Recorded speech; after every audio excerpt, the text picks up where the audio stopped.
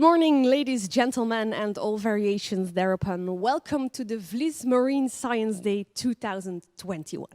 My name is Hetty Helsmortel, and it's my pleasure to be your host today. An online format, only half a day, unfortunately no reception afterwards.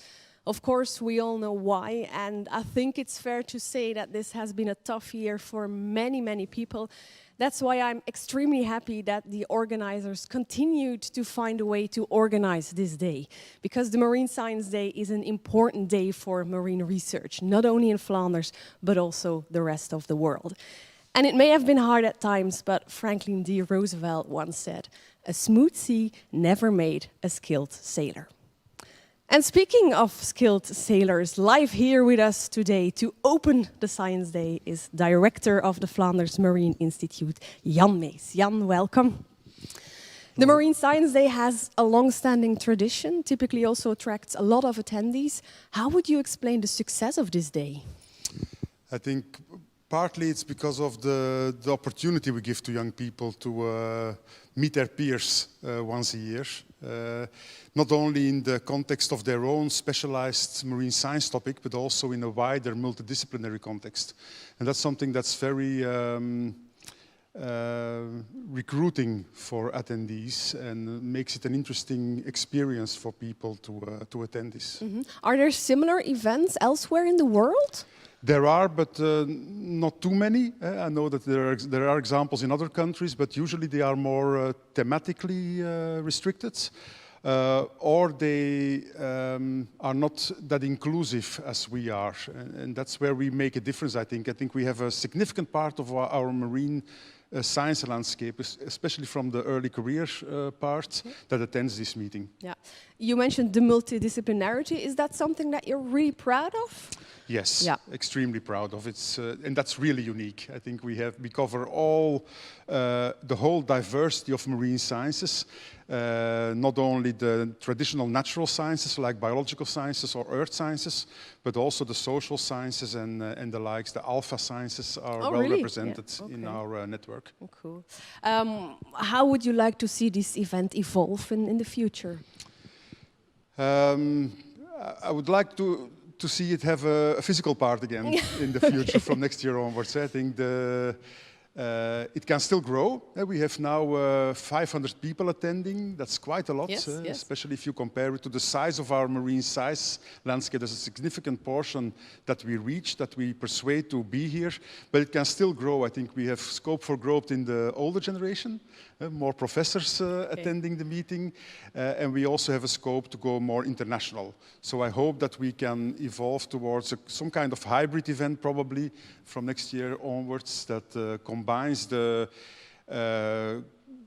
benefits we get from online meeting, but also continues the informal networking that's so important in science, both for creativity as for networking. Yeah.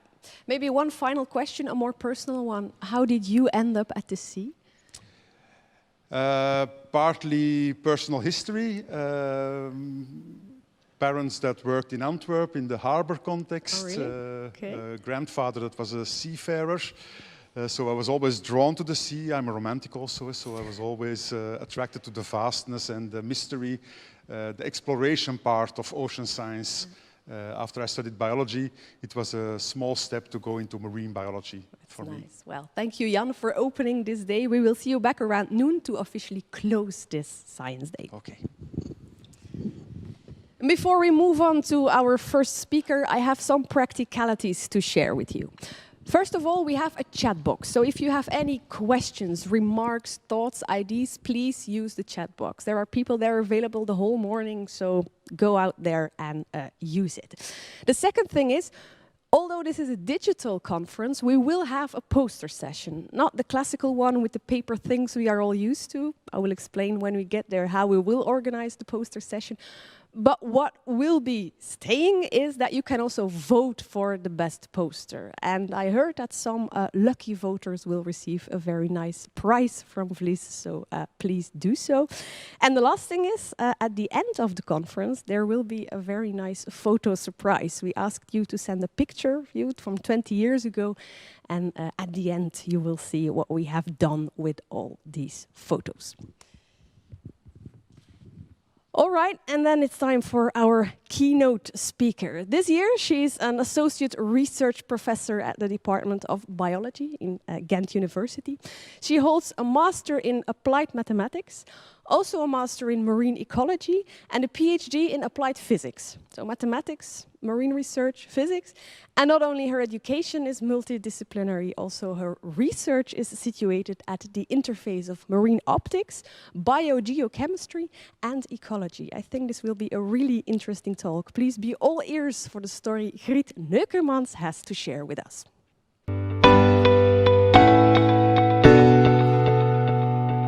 So thank you very much for inviting me here today to share my science and career story with you. A journey across oceans and seas and a return to my home country. So as many of you, I was once a young marine scientist attending the Vliz Marine Science Day. And it was during my master thesis in oceans and lakes at the University of Brussels that I became passionate about space-based observations of the Earth, particularly tropical mangrove forests.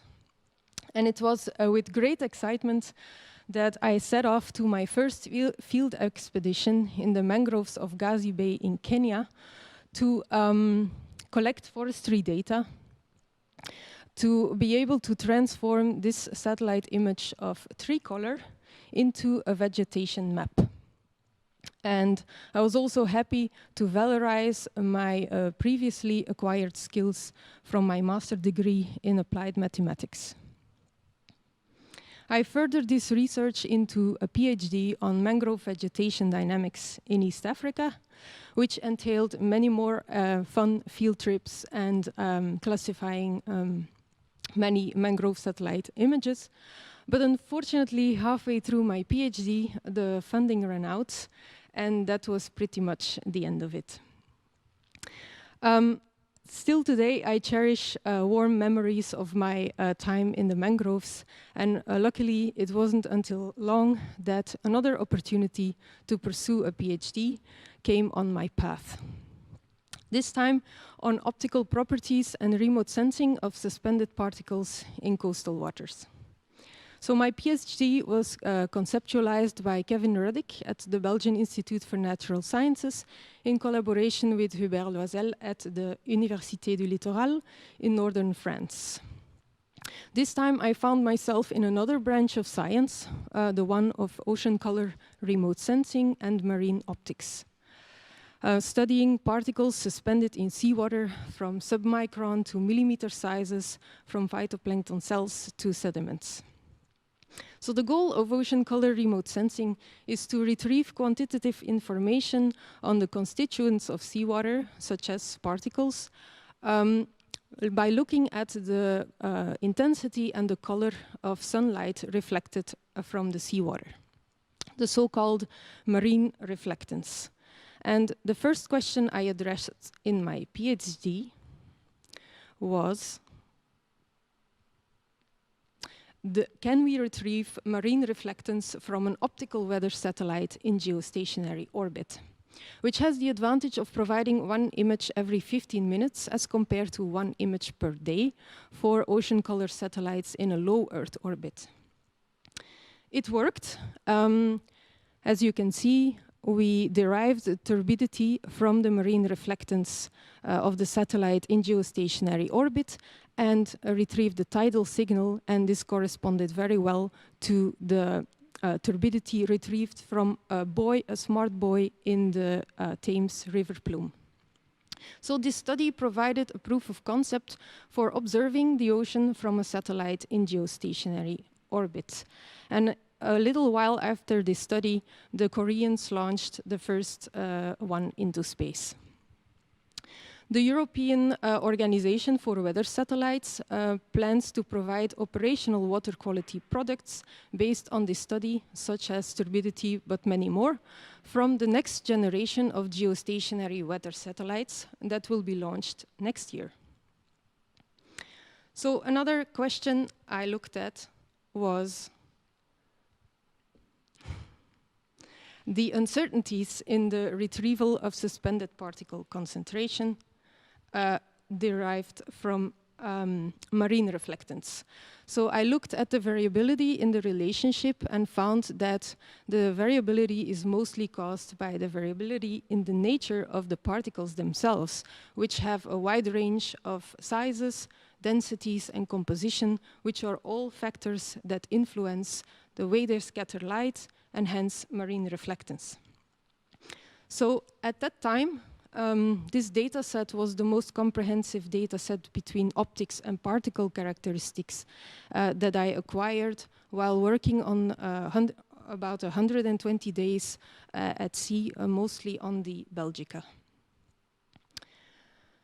So there are many ocean color satellite products that are freely available on a daily basis, such as phytoplankton biomass shown here. And I hope that you can get a sort of feeling for the amount of work that goes into creating these images, from retrieving marine reflectance to setting up the algorithms, estimating uncertainties, etc. So by the end of my PhD, I had a burning desire to explore new scientific and personal horizons. So I quit my job in Belgium and set off across the Atlantic for my first postdoc at Scripps Institution of Oceanography in the gorgeous Golden State of California, with an office right on the beach in front of the Scripps Pier, where I had the pleasure to work with these two scientists on a NASA-funded project to develop optical approaches to monitor the changing Arctic Ocean ecosystem. And using data that they collected on an icebreaker, we showed that the spectral shape of scattering and absorption by particles contains detailed information on the state of the marine ecosystem, including the phytoplankton size and the state of a bloom. This study revealed the potential to derive such information from a hyperspectral ocean color satellite that will be launched into space in March 2023 by NASA. And this is something that the ocean color community is very excited about, as we expect to be able to much better characterize the state and the health of the marine ecosystem based on this new type of satellite data. So after 2 years in California, I set off to Laval University in Quebec City for a second postdoc on to investigate the impact of climate change on an Arctic sea ecosystem using remote sensing data. And so funded by a fellowship from the Canadian government, I showed that blooms of this warm water phytoplankton species are rapidly expanding poleward at a remarkably fast pace of up to 56 kilometers per year due to shifting and warming water masses.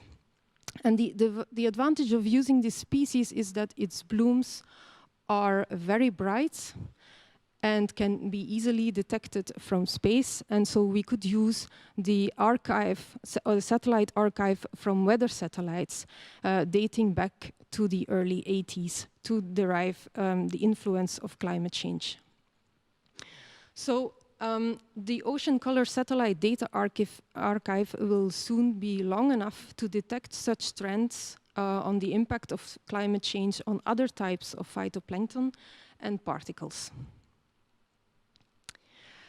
Another question I addressed was, why do the blooms of calcifying phytoplankton color the water milky turquoise? And to find an answer, I collaborated with a theoretical physicist in Canada, Georges Fournier, to set up a model on the absorption and scattering properties of this phytoplankton cell and its calcite scales. And the answer to the question lies in the size of the particles and in the amount of dissolved organic carbon that gets released in the water at the end of the bloom. So all this work in Canada, I was associated with the Takovik Arctic Research Group of Marcel Babin. And at some point, I had the opportunity to join an Arctic field expedition to monitor a phytoplankton bloom underneath the Arctic ice sheet. And as the ice sheet is becoming thinner because of the warming world that we created, these blooms occur more and more often. So I worked in the Arctic for 6 weeks and experienced the fragile beauty of this environment and watched a phytoplankton bloom develop beneath my feet. So besides this extraordinary experience, I was having a hard time with the brutal cold and the long winters of the Québécois in Quebec. And Marcel let me spend part of the winters in a marine station of Sorbonne University on the French Riviera. And in a research team that was led by Hervé Claustre. So Hervé is the leader of the Biogeochemical Argo Float Network for Ocean Biogeochemistry Observations. And this is a global network of robotic ocean platforms that profile the upper kilometer of the ocean at high temporal resolution and record ocean biogeochemical parameters, many of them from optical instruments.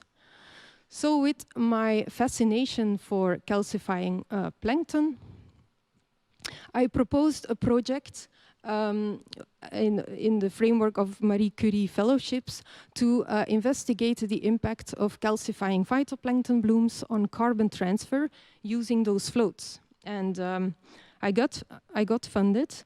I found a float that went through such a bloom, as evidenced from remotely sensed calcite concentration, and I discovered that these blooms greatly enhance the transfer of carbon to depth, probably because of the high density of calcite, which makes carbon particles sink faster and deeper.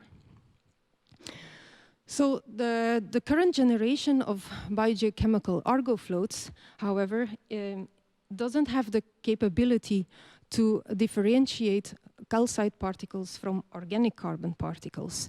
And this gave me the idea to develop an instrument that is capable of detecting or differentiating between calcite and organic carbon particles, to mount that instrument on floats, and to be able to study the both components of the biological carbon pump, which represents the biological drawdown of atmospheric carbon dioxide by the ocean.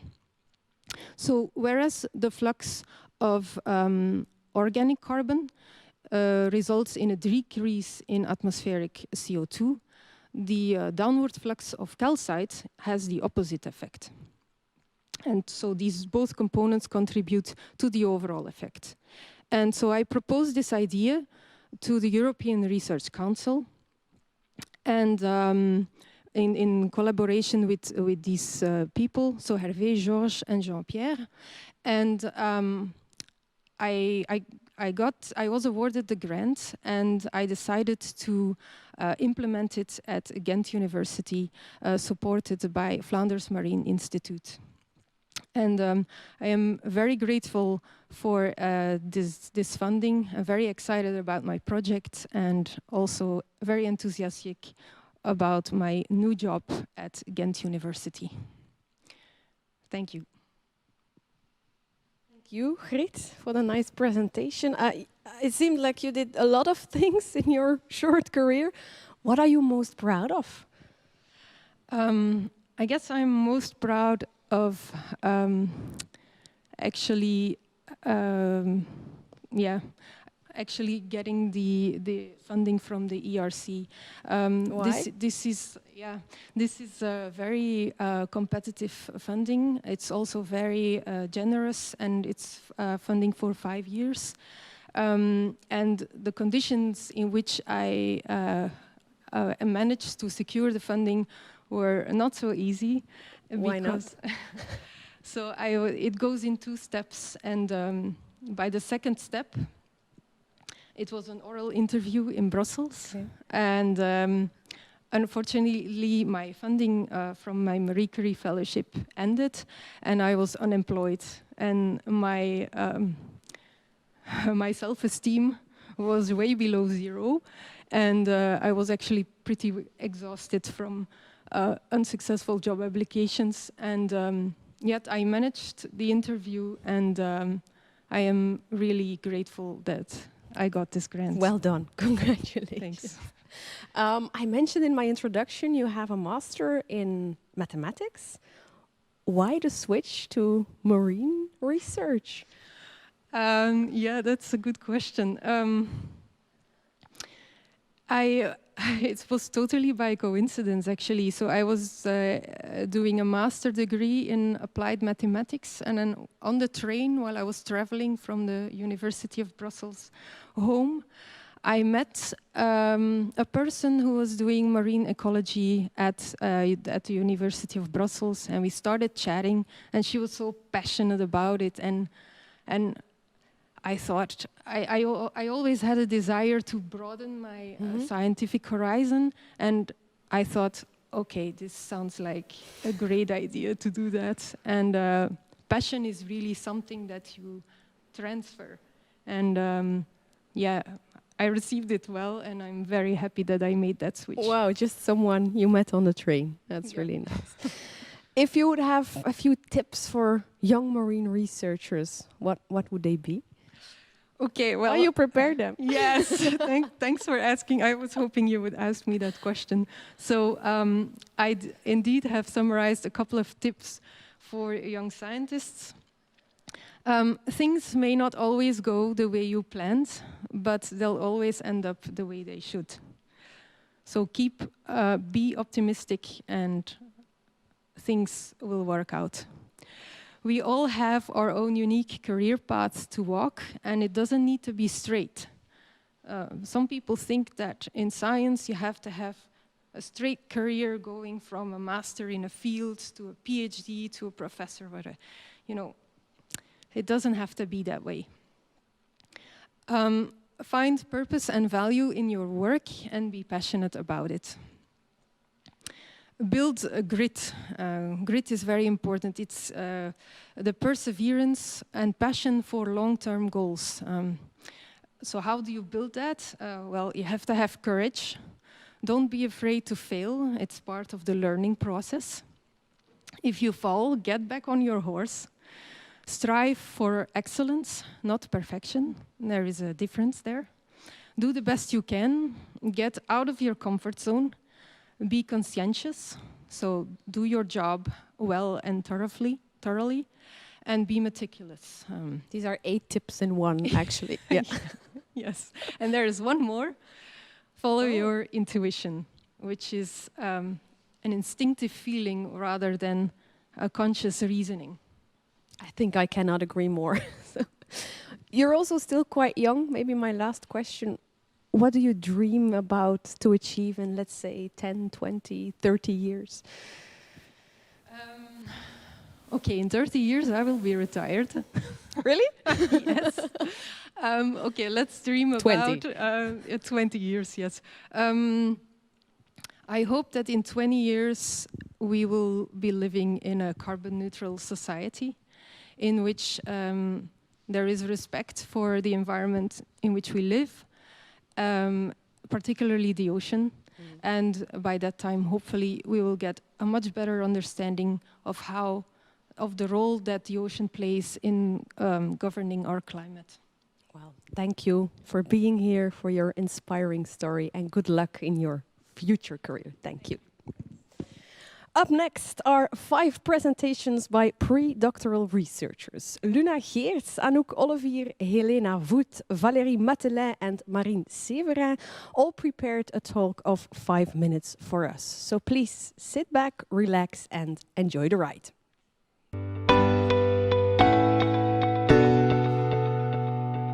This image of a special green beach in Hawaii does not only show you my future vacation plans, but it also holds the key to solving climate change. And the secret lies in the sand. When we zoom in, we find olivine, which is a silicate mineral. And these silicate minerals have not only made Hawaii such a nice place to visit, but they also take up CO2 from the atmosphere. And in my PhD research, I investigate how we can use these green beaches to take up CO2 for us. To give you some context, in 2020, we emitted about 40 gigatons of CO2. But if we want to limit warming to 1.5 degrees Celsius, we need to emit negative 12 gigatons by 2100. And the only way we can do this is by preventing CO2 emissions and by actively removing CO2 from the atmosphere.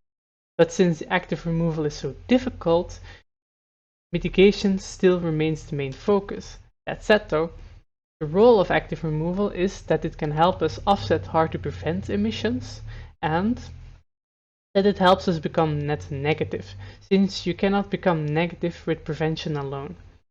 And one way CO2 is taken up is through the weathering of silicate minerals.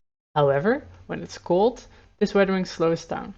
And this way, silicate weathering provides a negative feedback loop to rising temperatures.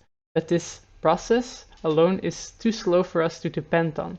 And therefore, in coastal enhanced silicate weathering, we find ways to speed this process up. And we do so by using fast weathering rocks like olivine, grinding these rocks so that more surface area is exposed to weathering, and spreading these rocks into the coastal zone where wave action will grind these rocks further for us. So the advantages of coastal enhanced silicate weathering are then also that it's rather straightforward and that there are no competing land uses. But uncertainties still limit application, and the largest one is that we actually do not know what the global potential is of CO2 drawdown using this method. So in order to answer this question, I want you to imagine a future where we limit CO2 emissions by transitioning to renewable forms of energy. And in such a future, it makes sense that the coal mining industry shrinks. But what if we would use this freed up mining capacity to mine more olivine, so that 1 cubic meter of coal equals 1 cubic meter of olivine? And in such a future, we would link the phase out of coal mining with a phase in of olivine mining. And we find that over the next century, we could spread about 2 to 19 gigatons of olivine annually. The reason why the y-axes between olivine and coal are so different though is because olivine is much denser than coal. So each year we would mine olivine, grind it down to 60 micrometer, spread it to the coastal zone, and then check how much olivine has weathered, and link this with a CO2 uptake. Knowing that it takes 400 years to dissolve a grain of 60 micrometer, and that per gram of olivine that weathers about 1 gram of CO2 is taken up, we can calculate the annual CO2 uptake. And for a one-time application of 19 gigatons of olivine, we would find that at the start we would take up about 0.12 gigatons of CO2 per year, and it moves down of course over the years as all the rock dissolves. And this is the application for 1 year, but we mined olivine for the entire next century using the mining capacity of coal. So to calculate this, we use the same calculation procedure and add these all up. And if we do so, we find the next graph, where we find that at full capacity, or at 2100, we would take up 7 gigatons of CO2 annually, or about 60% of the needed negative emissions. And to put this all into perspective, this means that by the end of the century, 74% of our coastal zone would be filled with a 3 centimeter layer of olivine, which is enormous. So, to conclude, green beaches are clearly no silver bullet solution, as we require enormous efforts, and therefore prevention remains crucial, prevention of CO2 emissions I mean. But as a CO2 removal option, green beaches actually show quite a lot of promise. And with that, I would like to thank you for your attention, and if you're interested and you want to know more, feel free to visit our website at coastalesv.com.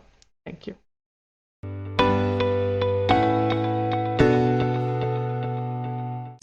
before we start, let me first ask you a question. I assume most of you have ever gone diving on holiday in clear, warm, tropical waters. But who of you has experience with diving in the North Sea? Well, for those who haven't, I can assure you that the conditions are very different. One of those differences that can be clearly seen on this diving video is the turbidity. There is a huge amount of detritus and particulate matter floating around, and you can imagine that this not only hinders the divers, but it also forms a problem for optical imaging devices such as the Videoplankton recorder. First of all, what is the Videoplankton recorder? You can see it here on the image, and it's essentially an underwater microscope that takes photos of plankton and other particles inside the water column. And as there is limited knowledge of the VPR in turbid waters, I therefore assess the feasibility and best practices of zooplankton observations with the Videoplankton recorder in turbid coastal waters. Now, zooplankton is of great importance to one marine ecosystem, as they serve as a crucial link between primary producers and higher trophic levels, to which, for example, the fish that we eat belong. Nowadays, zooplankton is mainly sampled through vertical plankton nets, collecting a physical sample of the whole water column on a very specific place. So it has a limited spatial coverage, but it can also destroy the organisms in the net. VPR, however, offers a solution. First of all, as photos are made inside the water column, the VPR has the advantage to observe marine life without damaging it. So it's especially useful for gelatinous species like jellyfish or fragile particles like detritus. Secondly, and also a very unique feature of the VPR, is that it makes in situ observations of salinity, turbidity, temperature, and depth, which allows the scientists to investigate the three-dimensional distribution of plankton and the abiotic environment. Additionally, having the zooplankton sample in a digital format allows for a faster processing time thanks to artificial intelligence classifiers. The questions I want to answer can be divided into two main parts. On the one hand, we want to know where we can use a VPR, which will be related to turbidity. On the other hand, we want to know how we can use a VPR, where we aim to find a best practice. So how did we do it? First of all, we made monthly turbidity maps based on liveage data and more precisely based on Sashi disk data. We then took the VPR of that sea to determine its turbidity limits, and we saw that at this limit that the images of the VPR started being blurry, and when turbidity rose even more, that the VPR just stopped taking images at all. So with this turbidity limit, we remade the monthly turbidity maps and gave areas with a too high turbidity a black color. So on the maps you can see that the coastal areas are inaccessible for the VPR the whole year, and this is due to the outflow of particles from the scalp, but that offshore areas don't pose a problem for the VPR, so we can use it always there. So we also aimed to find a way on how to use the VPR, and when deploying the VPR, the scientists can choose at which depth the VPR is or which pattern that is sailed. So with the combinations you have different tow types, and here we compared 3 types. And for monitoring purposes, we found out that sailing in a straight line while undulating the VPR through the water column was the most valuable, because it collects data on the whole water column, it observed the most plankton taxa, and it's also a relatively easy pattern to perform. Then the VPR also has 4 magnification settings, ranging from a more zoomed out to a more zoomed in setting. And also for monitoring purposes, S1 was the most valuable. This is because you avoid that too large or too small organisms are missed. You can still see the interaction with the environment. So for example, here on the photo, you can see Noctiluca or sea sparkle feeding on detritus, and you still have sufficient image detail. To conclude, we can say that we demonstrated a best practice of the VPR in turbid coastal waters, such as the Belgian part of the North Sea. And we are now able to collect valuable VPR data, which opens perspective for future plankton research and long-term observations within the Belgian part of the North Sea. Thank you for your attention. My name is Anouk Olivier, and I'm a PhD student and marine biologist at Flanders Marine Institute and Ghent University. And if you have any more questions about my PhD, the VPR, or if you'd like to use the VPR yourself for your research, then feel free to send me an email at anouk.olivier@vliz.com. Thank you.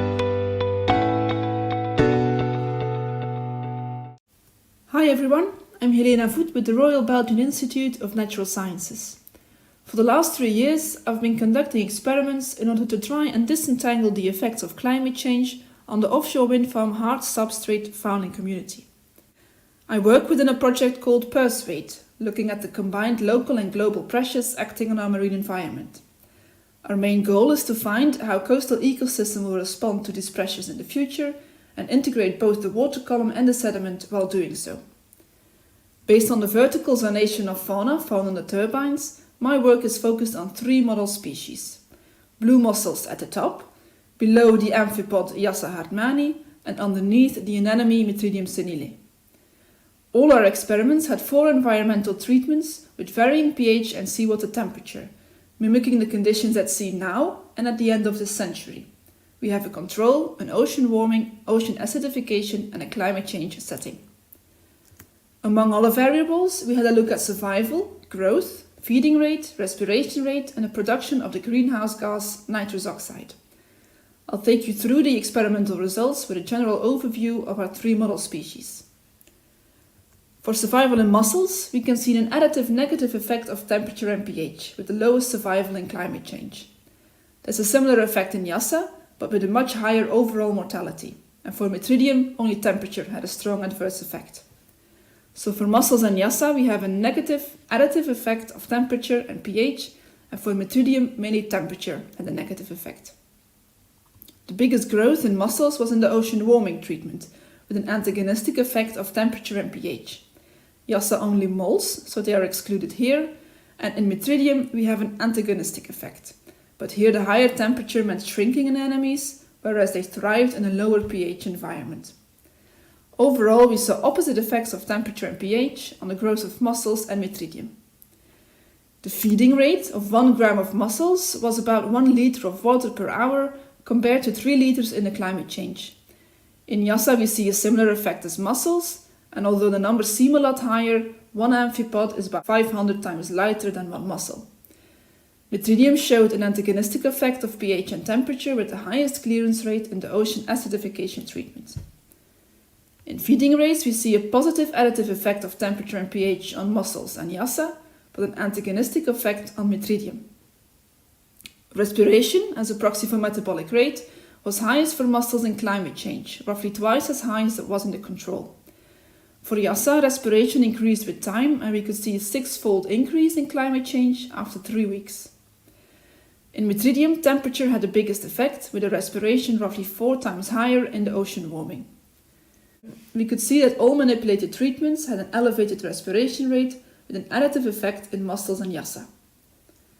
There was an increasing effect of temperature on the emission of nitrous oxide, a potent greenhouse gas, by mussels or the biofilm on their shells. These changes are possibly linked to deteriorating biofilm.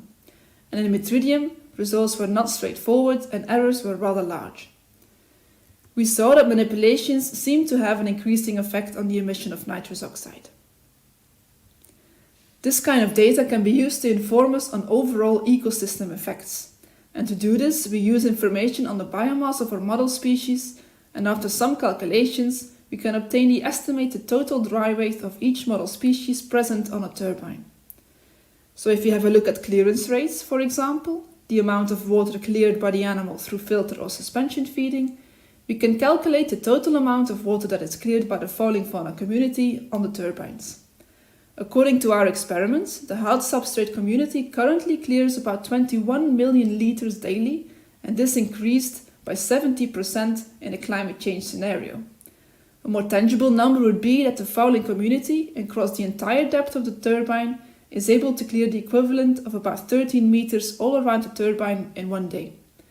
If we take our mortality rates into account, we have an increase of about 23% in climate change, corresponding to a cleared radius of 15 meters all around the turbine. Our experiments have shown a highly species-specific effect of both temperature and pH on the ecophysiology of the fouling species. Survival and growth are heavily impacted, and the metabolic stress can be quantified as well. On top of that, we can see an increased emission of nitrous oxide. We have to state, though, that these effects are likely to be somewhat abated by gradual change rather than a relatively sudden onset. We'll further use this data to inform the ecological modeling planned within Persuade, where we aim to build a multi-species model to do upscaling exercises and look at the climate change effects. These ecosystem experiments are a way to quantify the overall impact of offshore wind farms and climate change on our coastal ecosystem. Thank you very much.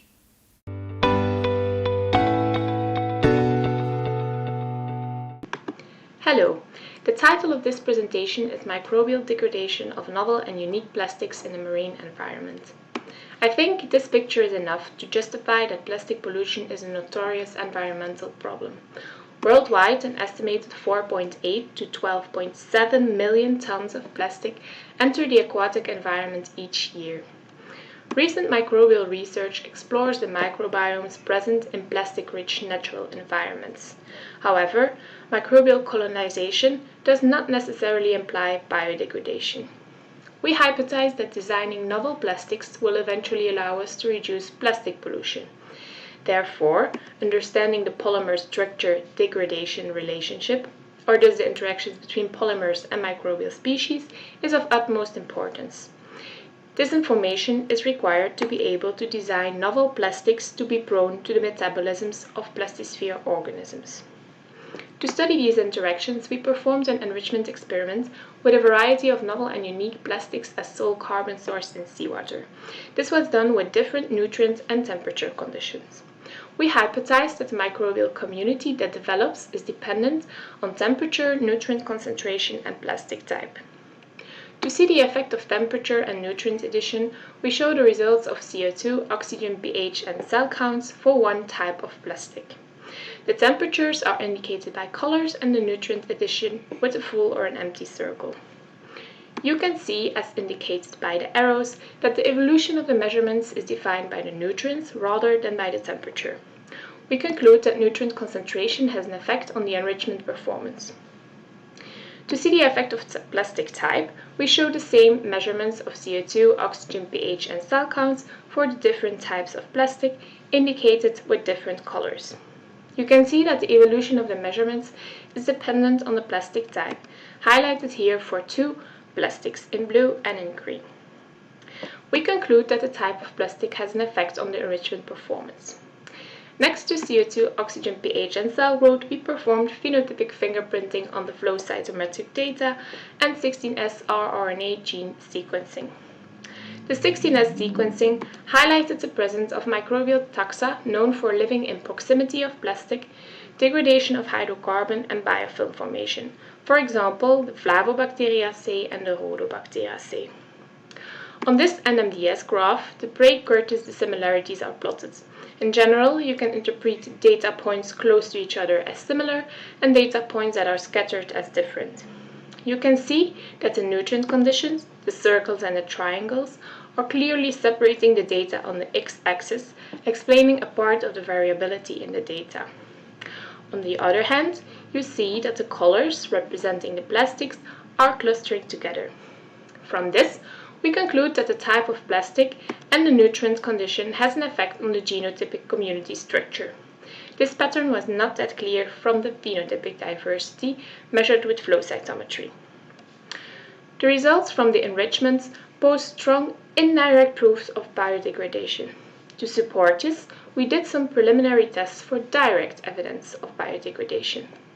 First of all, we followed the dissolved organic carbon concentration over time.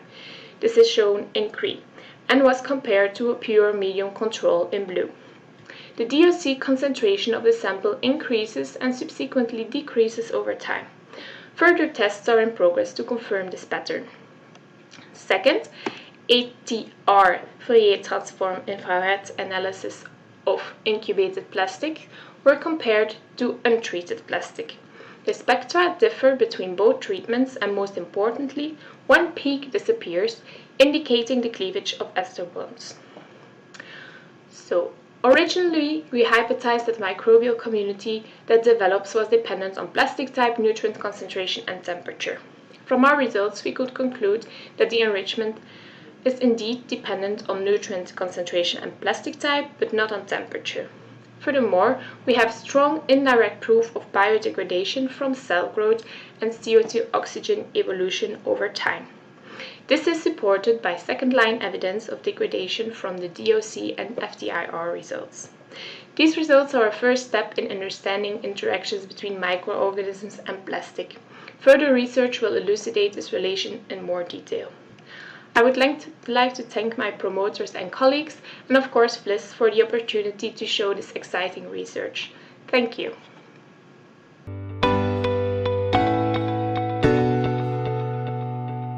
Hello everyone, my name is Maureen Severin and I will present to you our study titled In Times of Crisis, Effect of the Belgium Coast on Human Well-Being During the COVID-19 Pandemic. This study was conducted via joint collaboration between the Flanders Marine Institute, Ghent University and KU Leuven. So to start, we all remember the 17th of March 2020 when the Belgian government announced a lockdown in response to the growing spread of the coronavirus.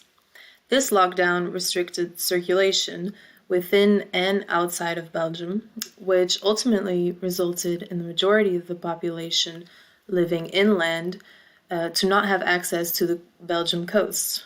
Only those living on the border of the coast could access it at that time. So we wanted to take opportunity of this unique situation to investigate whether access and visits to the coast positively influenced our well-being during this first wave lockdown. So many recent studies already showed that there's a positive effect of being in contact with the coast on our mental health. But an important question remains as to why is there an effect? There are several reasons, but one of these reasons could involve the emotions that we feel at the coast, which consequently could benefit our well-being. So in this study, we also took a look at whether coastal residents reported feeling the emotions of awe and nostalgia, and whether these emotions are associated with a higher well-being. So we tested 3 hypotheses. The first one was that coastal residents had a higher well-being than inland residents. The second was that more frequent visits to the coast were positively associated with well-being. And the last one was that the emotions of awe and or nostalgia were potential mediators in the link between coastal visits and well-being. So to test these hypotheses, on April 22nd, we launched an online survey that was available until June 8th, of which a total of 687 Flemish adults responded. And a quarter of these respondents lived no further than 5 kilometers away from the coast. So this survey consisted mainly of questions about the participants' socio-demographic situation, their visit frequency to outdoor spaces, their emotions that they felt during these visits, and different indicators of well-being, such as boredom, worry, stress, happiness, and eudaimonic well-being. So we did a multivariate analysis of covariance that allows to control for covariates, so other factors that could influence well-being. And results showed that even after controlling for these factors, coastal residents did indeed have a higher well-being than inland residents. More specifically, they reported less boredom, less worry, and a higher happiness. We didn't find an association between visit frequency and well-being. So coastal residents who visited the coast more frequently than others, they didn't have a higher well-being.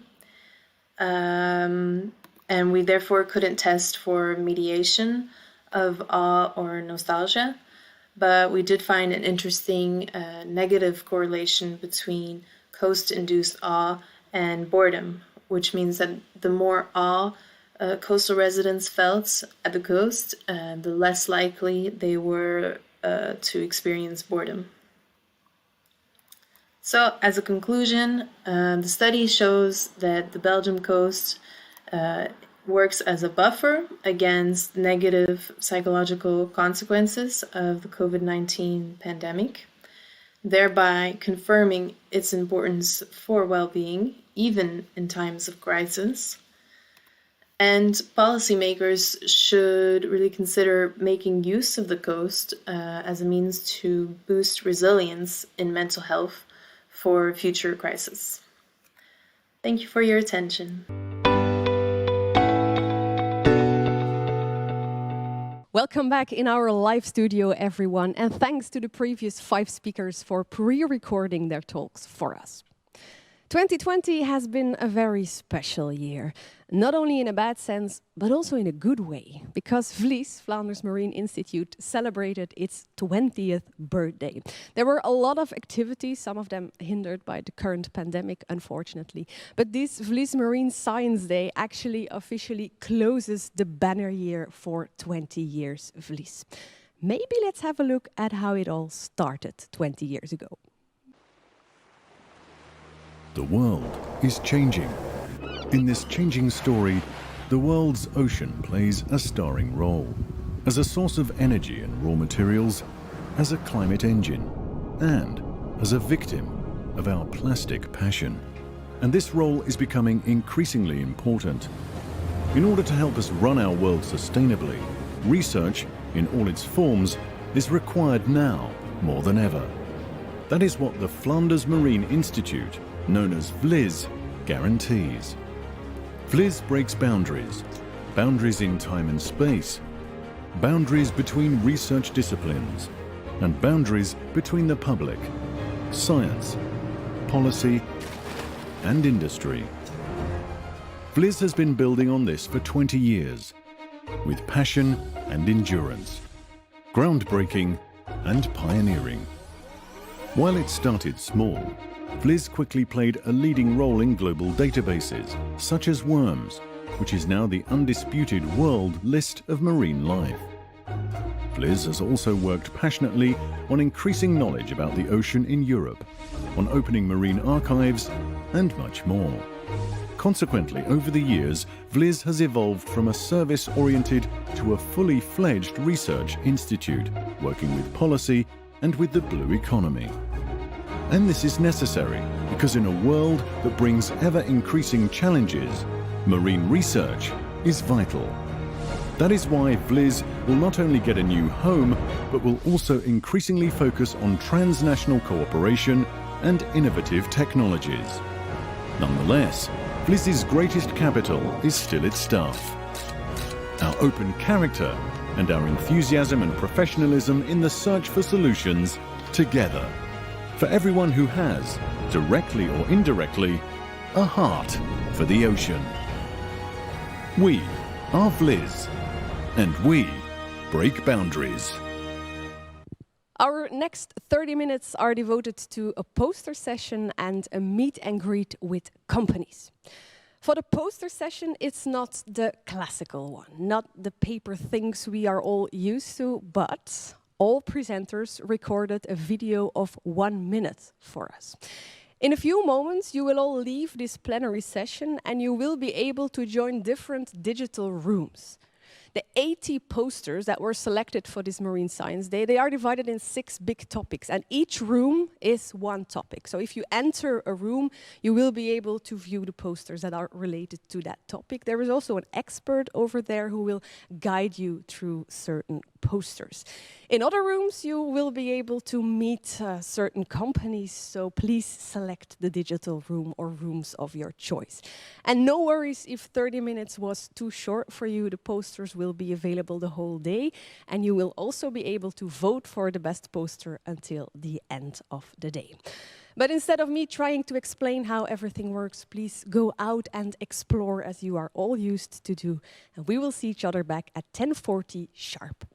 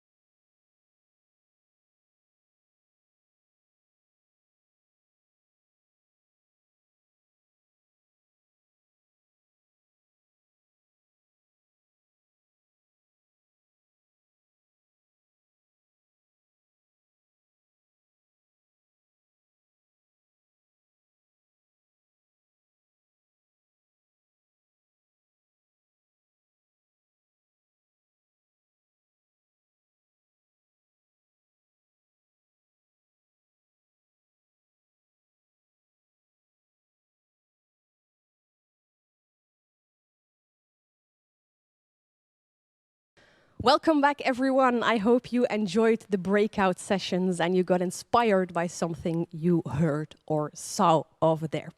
And if not, maybe the next 5 pre-doctoral researchers will inspire you. Because now we have again 5 pre-recorded talks where Ruben van der Wallen, Dumas de Koning, Ziyu Nio, Josephine van Landuit and Mehrdad Moshtaghi tell you more about their research.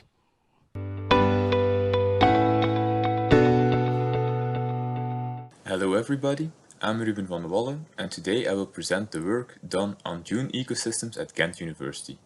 More specifically, I'm going to introduce how the spatial configuration of marram grass affects biodiversity and dune growth. Did you know that marram grass, the grass found in the dunes, can grow approximately 1 meter per year? This capability allows dunes to grow and, doing so, they can keep up with the rising sea level, at least for the moment. Now, let us take a look at how countries cope with the omnipresent sea level rise. On the one hand, we have the classic hard infrastructures, such as seawalls and dikes, and on the other hand, there is the building with nature principle, which for coastal protection includes dunes and salt marshes at our latitudes. Due to this capability to grow, countries are becoming more and more interested in these nature-based solutions in combination with dikes for their coastal defense. The priority of dredging companies while building these dunes is, of course, to optimize the capacity for coastal defense. This makes that these artificial dunes look a little different than a natural dune does, especially at the early stages, as can be seen on this picture here, which was taken at the construction of the recent dune building project in Ostend. On the other picture, we see a natural dune. What the effect is of a dune, specifically created for defense purposes, on the biodiversity is largely understudied. By looking at biodiversity in a whole range of naturally occurring dunes, we tried to shed light on this matter. Dunes affect biodiversity via a whole range of mechanisms. In our study, we focused on the effect of the spatial configuration of marram grass. We did this because marram grass occurs naturally in a whole range of configurations. We quantified the spatial configurations by using 2 parameters. The first one is the proportion of marram grass present. This parameter is quite straightforward and ranges from 0, meaning no marram grass present, to 1, which means that the whole plot we look at is all marram grass. The second parameter used indicates the spatial autocorrelation of the marram grass. In other words, this is a measure for how the marram grass is spread in the landscape. The parameter is negative when the marram is regularly distributed in the landscape. If the marram is randomly distributed, the parameter is close to 0, and it is positive when the marram grass occurs clumped together. Now you have a better understanding of what I mean when I'll talk about the spatial configuration of marram grass. Let us take a closer look at our research questions. We studied how the spatial configuration of marram grass affected biodiversity on the one hand, and coastal protection on the other hand. We used species richness as an indicator for biodiversity. Dune growth was studied via modeling of dune dynamics. By combining the outcome of these questions, we will try to tackle the broader question, does biodiversity align with ecosystem services? To measure the biodiversity in the dunes, we used data gathered in the Interact 2 Siege project ENDURE, which stands for Ensuring Dune Resilience. For this project, more than 600 samples were taken across the 2 Seas region, which is indicated on the map in the top left corner. For each sample, invertebrates were caught and identified to the most detailed level possible. In total, more than 10,000 specimens were identified, which included a whole range of invertebrates such as beetles, plant hoppers, snails, spiders, and so on. From this, species richness was calculated and analyzed. Now let's take a look at the results. First, I would like to discuss the link between the spatial configuration of marram grass and the modeled dune growth. Here we observe a clear optimum dune growth at intermediate proportions of marram, while the effect of the clustering is slightly negative. However, the effect of the proportion is far more important, as can be seen on the graph. If we look at the effect on species richness, we see again an optimum at a little less than intermediate proportions.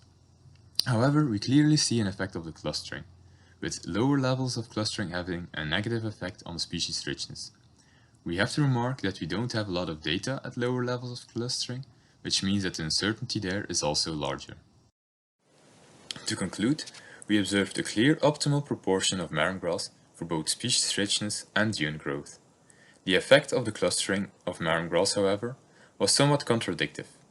There was an optimal clustering for species richness, but to optimize dune growth, a more regular distribution would be preferred.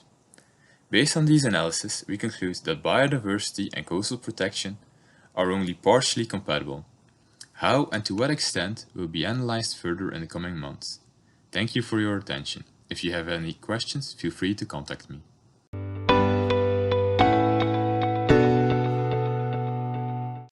Hey everyone, my name is Dimas de Koning and I'll guide you through a presentation on the use of Droplet Digital Pcr to identify and quantify Atlantic salmon in mixed seafood products.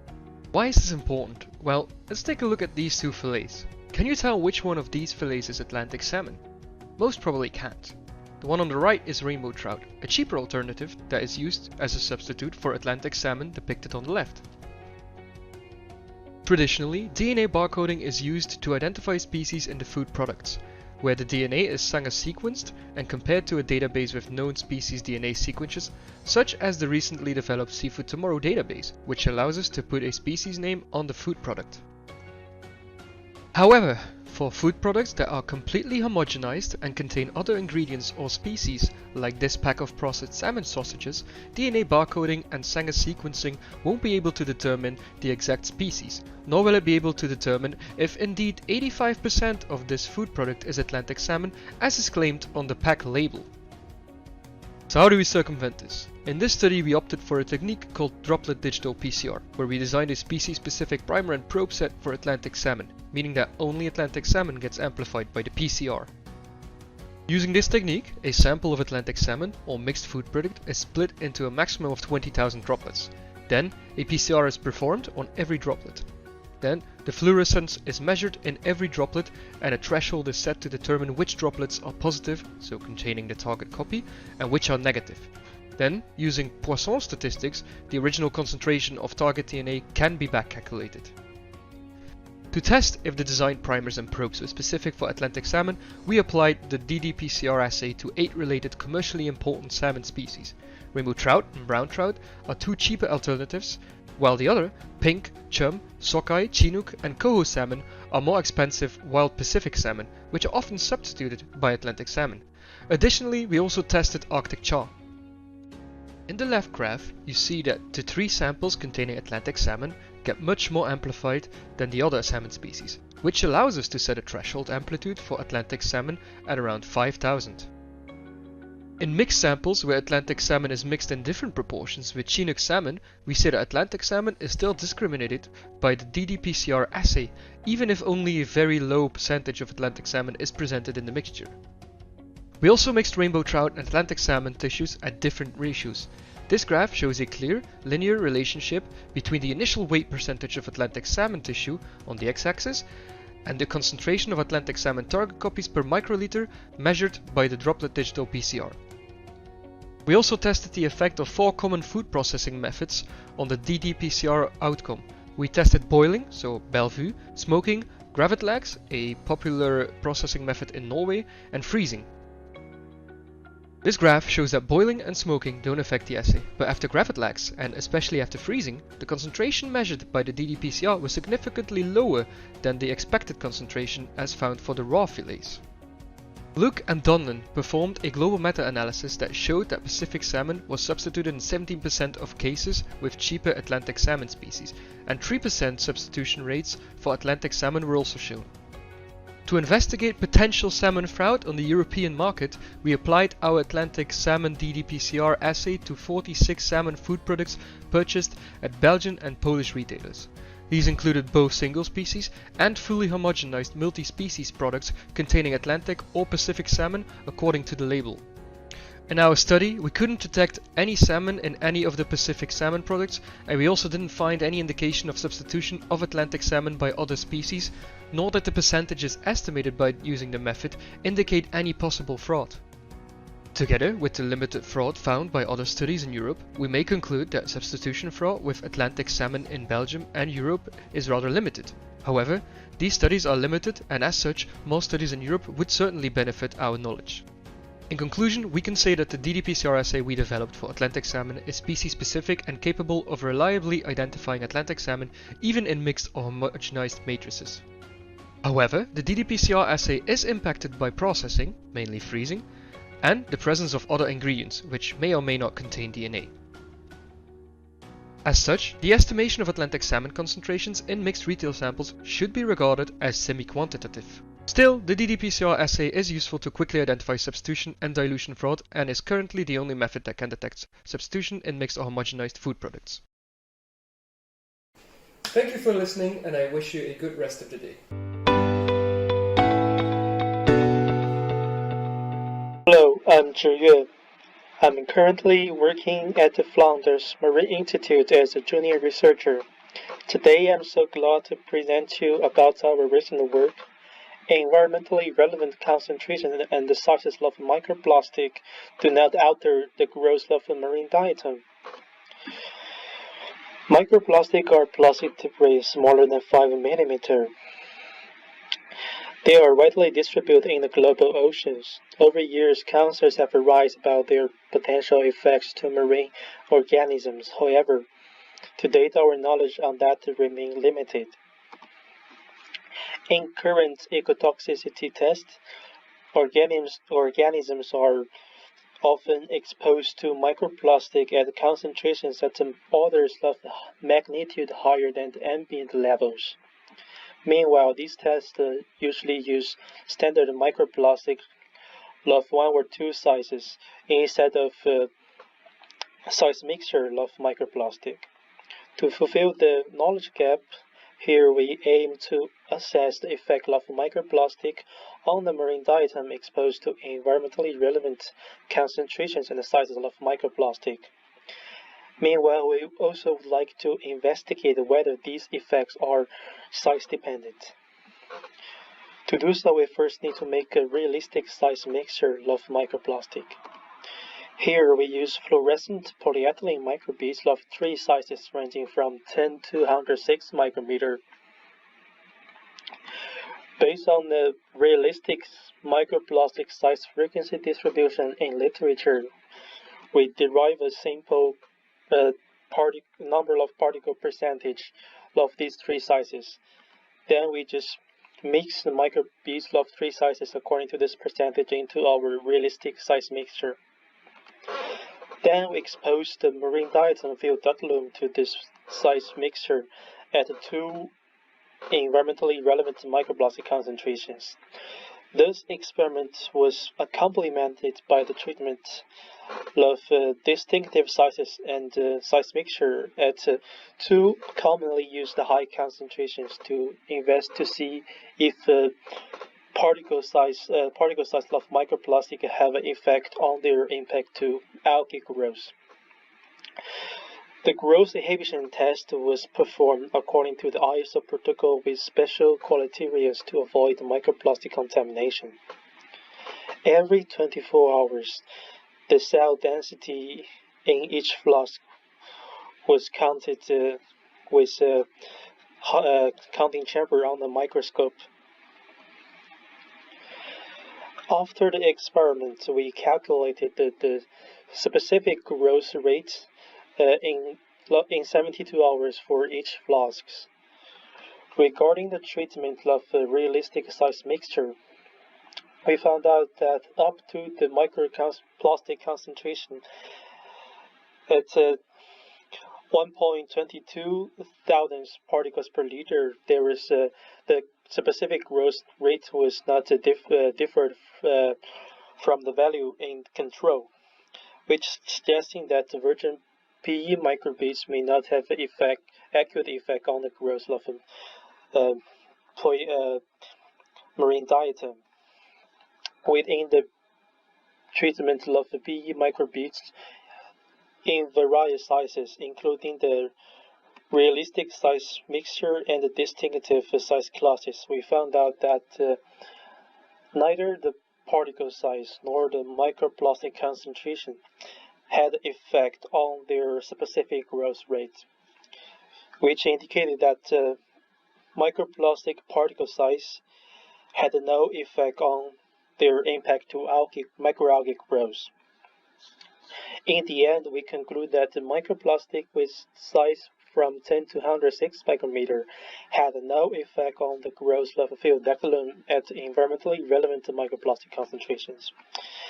Meanwhile, found out that particle size had no effect on their impacts to microalgae growth. Future studies are recommended to assess the ecological effect of microplastic at environmentally relevant concentrations and the conditions of the microplastic. Finally, I'd like to thank you so much for your attention. If you would like to know more details about our work, please check out our paper which has been published in the Journal of Hazardous Materials. I would also like to thank all the co-authors and the technical support from our colleagues. In the end, I wish you have a nice day and please enjoy the rest of the conference. Bye-bye.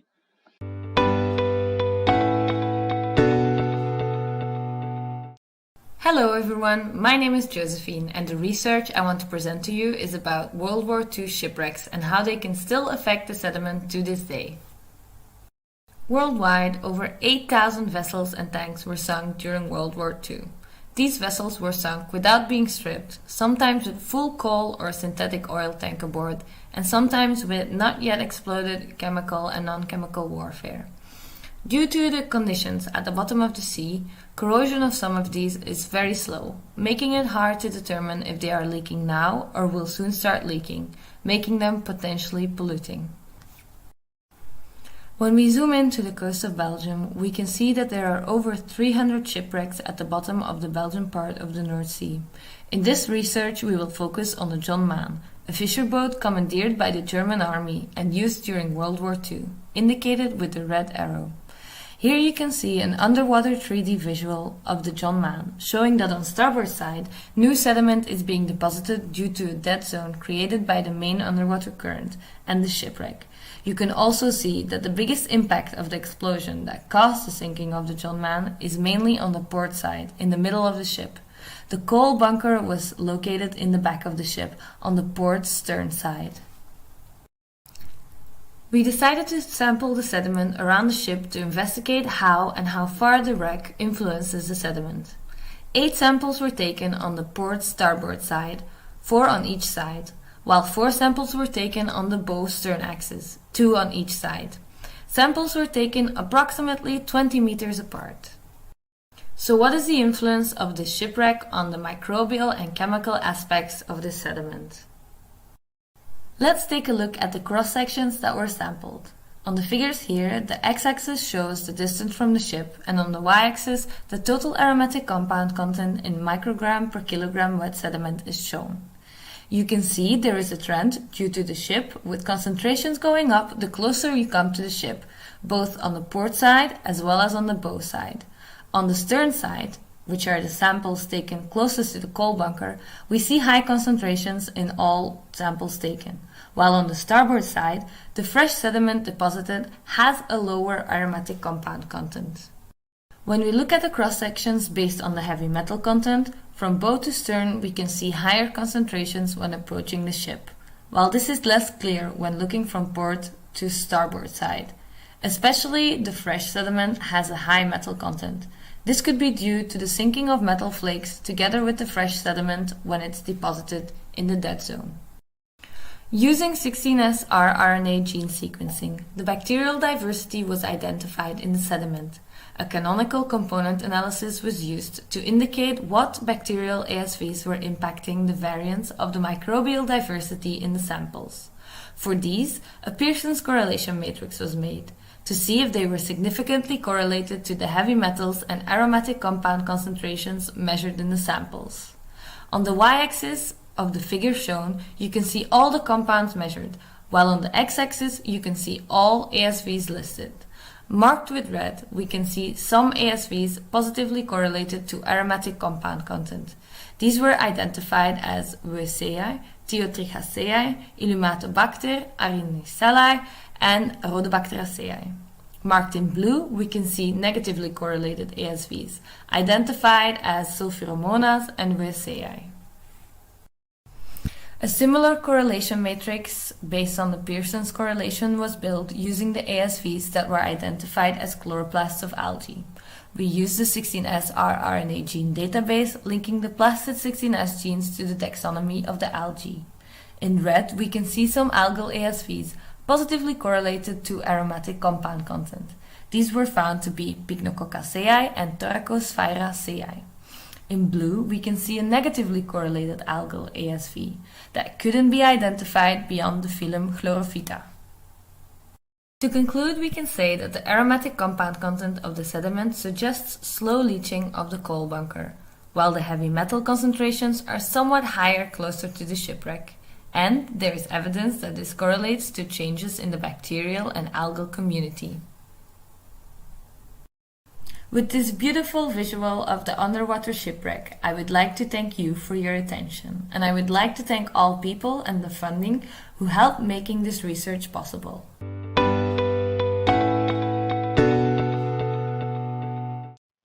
Hello everyone, my name is Mertat from Vito Remote Sensing, and today I'm going to talk about marine plastic detection.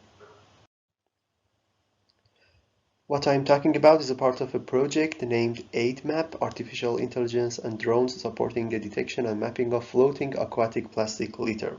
This project is funded by European Space Agency and leading by Vito Remote Sensing with partnership of University of Oldenburg and Vietnam Institute of Geodesy. We are trying to find out the accumulation zones of plastics in the Vietnam and also trying to do the object detection within the plastics or other trashes. As a result, we are started with a campaign near our office at Mole in Nuclear Lake. And here is how does it look like, the lake. As you see on the surface, there are leaves and algae, and also water is clear next to the shore. And as you get to the middle of the lake, of course it gets deeper, and that's not clear as the shore. Before starting the test, we need to prepare the bottles, so we filled some of them with sand and water to have a vertical shape, and some others just we crashed it and with the different colors, with cap, without cap, and we spread it over the lake. Here is us trying to spread the bottles over the lake, and at the next step we did a flight with a drone with different settings and flight scenarios to take the images of these bottles.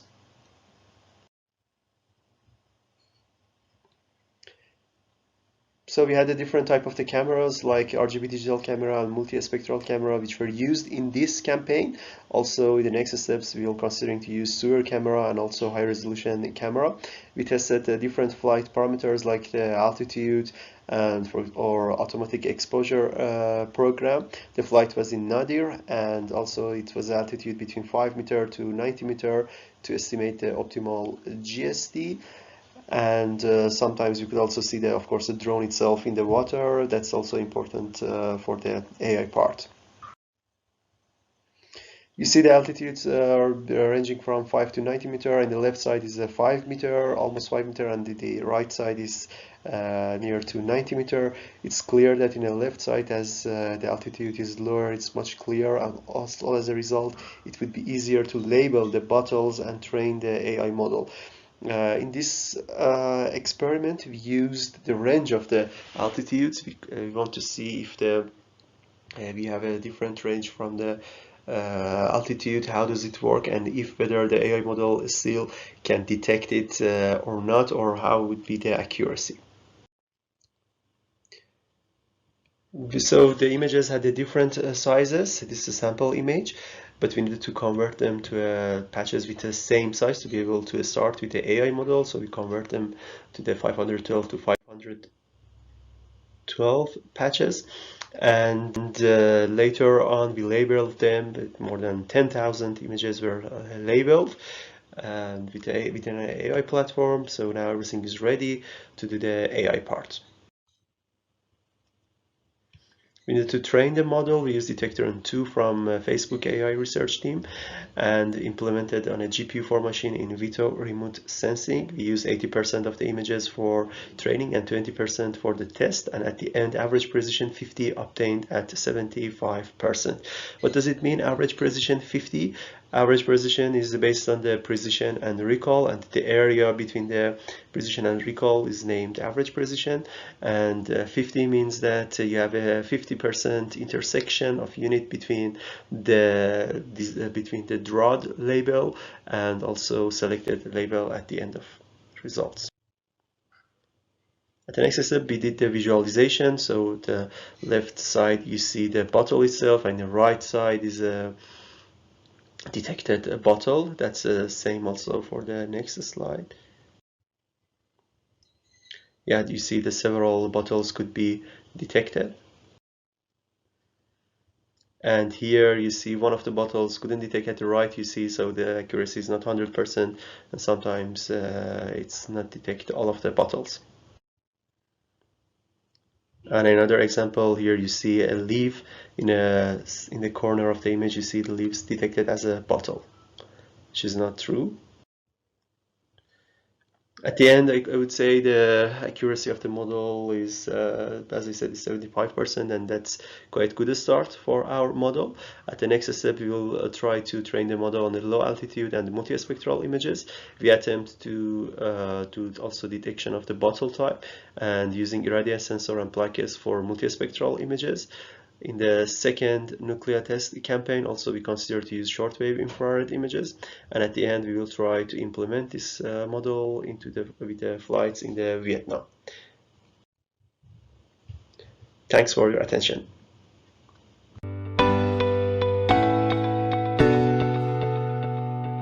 Also, thanks to these 5 researchers for recording their talks for us. And now we have something special. Science and art are often considered 2 very different worlds, but maybe there is more overlap between both worlds than you might think.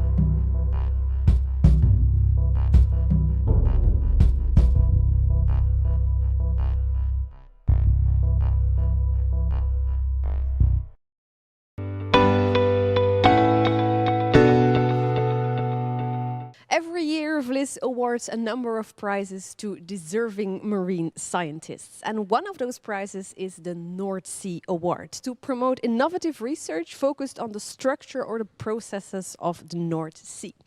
And the winner of the North Sea Award 2020 is Camille Gaulier. And she could not join us today, but normally we have a live connection with her. Hi, Camille, how are you? Hi, I'm really fine, and you? I'm fine, thanks. Camille, if you had to explain your research in a very simple way to someone who's not an expert in the field, how would you do that? I will try to keep it simple, but I think I will start with explaining that the Belgian coast and its surrounding is actually a region of great ecological, economic, and touristic value. But that because, it's also the place of intense human and industrial activities, and because of that, it has resulted in more severe environmental problems, including contamination of the surface waters with metals, with compounds of metals. And in my research, with a combination of various analytical techniques, we try to investigate new ways of monitoring such metals at the Belgian coast, but also along the Scheldt estuary. We also try to do something that was actually never done before in this specific area. So in comparison with previous research, we were able to measure what we call the bioavailable fraction of metals. Okay, what's that? Yeah, this bioavailable fraction actually corresponds to the portion of dissolved metals which can be directly consumed by microorganisms at the sea. Okay. And this is very interesting, this bioavailable fraction, because in other words, it gives us a good indication of the toxicity of trace metal in the environment. So it's a parameter very important to And this consider. had never been studied before? Not at the Belgian coast. Okay, cool. Because the technique is quite recent actually, and it has been developed for the last 10, 15 years. And at the Belgian coast, it was never used. So it was very interesting for me to apply it for the first time. And also at the Belgian coast, we had what we call the monitoring gap about monitoring trace metals. So I could actually give new data to monitor the Belgian coast. Do you have already some data or not? Yeah, we had many, and we could publish it last year, I guess. Okay. It was last year, yes. So there was a great progress, I think, for the marine And in a few research in words, Belgium. what did you find? In the end, we get a better understanding of the whole biogeochemical cycles of metals in this zone.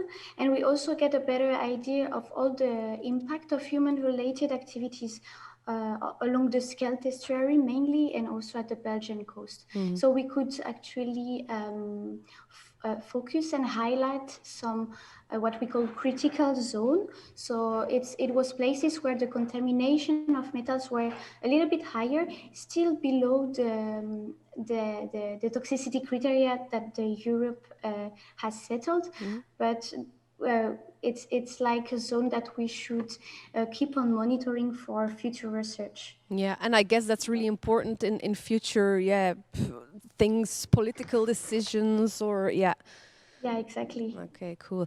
I ask all the award winners to bring or to show something that's really important for their research. What do you want to show us? Ta-da! So it's really small, but let me introduce you to this tiny device, which actually had a huge part in my PhD thesis. So this is called diffusive gradients in thin films. So it's a very complicated name, but we can shorten it as DGT. And this has a simple use. I use that to measure metals in the water, and more specifically to measure what we call the labile fraction of metals. So it means free metal ions or light metal complexes. And the labile concentrations of metals are a good indicator of their bioavailability. So the word I just used before and that I just Okay, and then you explained. put them in the sea and you retrieve them, or they send some data out, or? Exactly. So here, this one is completely empty, but normally inside you have a succession of gel layers. And when you, so it's one of the great advantage of the DGG, so you can put it directly in the environment and you let it for a few days or a few weeks. And all the metals that are labile in the water will actually go through the succession of gels, and they will finally bind on the last layer, which is a selective resin. So this selective resin will gather the labile metal, and then from that, you can analyze it and get the labile concentrations of metal and an idea of their bioavailability and so toxicity in the environment. Wow. So that's exactly that It's small device such that a we small applied. plastic device Exactly. that gets so important data. That's really nice. Maybe one final question. If life took another route, you would have been studying gorillas in the African jungle, isn't it? Yeah, that's true. That's a true story. Well, when I was when I was a kid, I actually wanted to become a scientist, but not necessarily a marine scientist. I wanted to become a veterinarian for gorillas and other great apes in the African jungle. And well, I completely failed the competitive exams to go into the veterinarian school. So well, here I am now. My science life took another road, but I'm pretty happy because I mean I started to dive, and I think that's how I fell in love with aquatic ecosystems and marine sciences. Well, that's really nice. Well, I wish you very good luck with your future research, and thank you for being here today. Bye bye. Thank you so much. Bye bye. Vliz also awards two Master Thesis Awards every year. Both fundamental and applied research in all branches of marine sciences is taken into consideration. And this year, the two awards went to Nanu Goedefrouw and Anjali Gopakumar. And if all goes well, Anjali is now on the other side of the internet. Hi, Anjali, how are you? Hi, I'm good. Thank you. Thank you for having me. What was your reaction when you heard you won the award? Well, to be honest, I was completely stunned. You don't normally apply for an award expecting to win it. Not to mention that the Vliz Master Thesis Award is a very prestigious award with many equally deserving students competing for it. So I feel really honored to have received this award, and I'd really like to thank Vliz for this opportunity. How would you explain your research to someone who is not an expert in the field? Yes. Okay. So mercury is a chemical that's found naturally worldwide, but human activities have increased its load in the environment, leading to harmful effects in animals and humans. So in my thesis, our research focused on quantifying, on looking at the levels of mercury in fishes that were collected from a part of the Arctic during a period that has not been well studied. Which period was that? It's the polar night. So the polar night is a period between November and January during which the sun does not rise in the Arctic. Okay, yeah. So we studied the levels of mercury from fish during this particular period. And in our research, we found that the levels were quite low. So none of our fishes were at risk of harmful effects of mercury. So that's good news then, or? Yes. Okay. Yes. It's really quite good news. But we did find differences between different types of fish and between the regions that were sampled. So we will have to perform further studies to confirm what could be the reasons behind these differences that were found. But from this current study, we believe that this could be due to differences in the sizes and eating habits of the fishes and due to differences in the local sources of mercury pollution. And is it then also good for human consumption? Because you often hear, don't eat too much fish, there's mercury in it, but this is good news. Yes. So we also compared the levels with the fish levels for fish health and for human consumption set by the EU. And we found that the levels were well below the thresholds. So it's all safe. Okay, and do you plan to study other metals as well? No, just in this study, it was just mercury. So a lot of the other researchers in my research group in Norway were studying a lot of other pesticides and different types of chemicals and other kinds of metals, but I was focusing just on mercury. Okay, cool. Maybe one final question to end on. You have some special science idols. Who are they? Yes, so I don't have any particular famous science idols, but all my science idols have always been my teachers and professors and mentors from the scientific field whom I've had the pleasure to meet and work with so far. So I would especially like to mention my biology teacher from school, Mrs. Usha Menon, my mentor from the Marine Conservation Organization in India that I work in, Dr. Supraja Dharani, and my thesis supervisors at University of Oslo, Dr. Katrina Borcho and Julia Gibkenstein.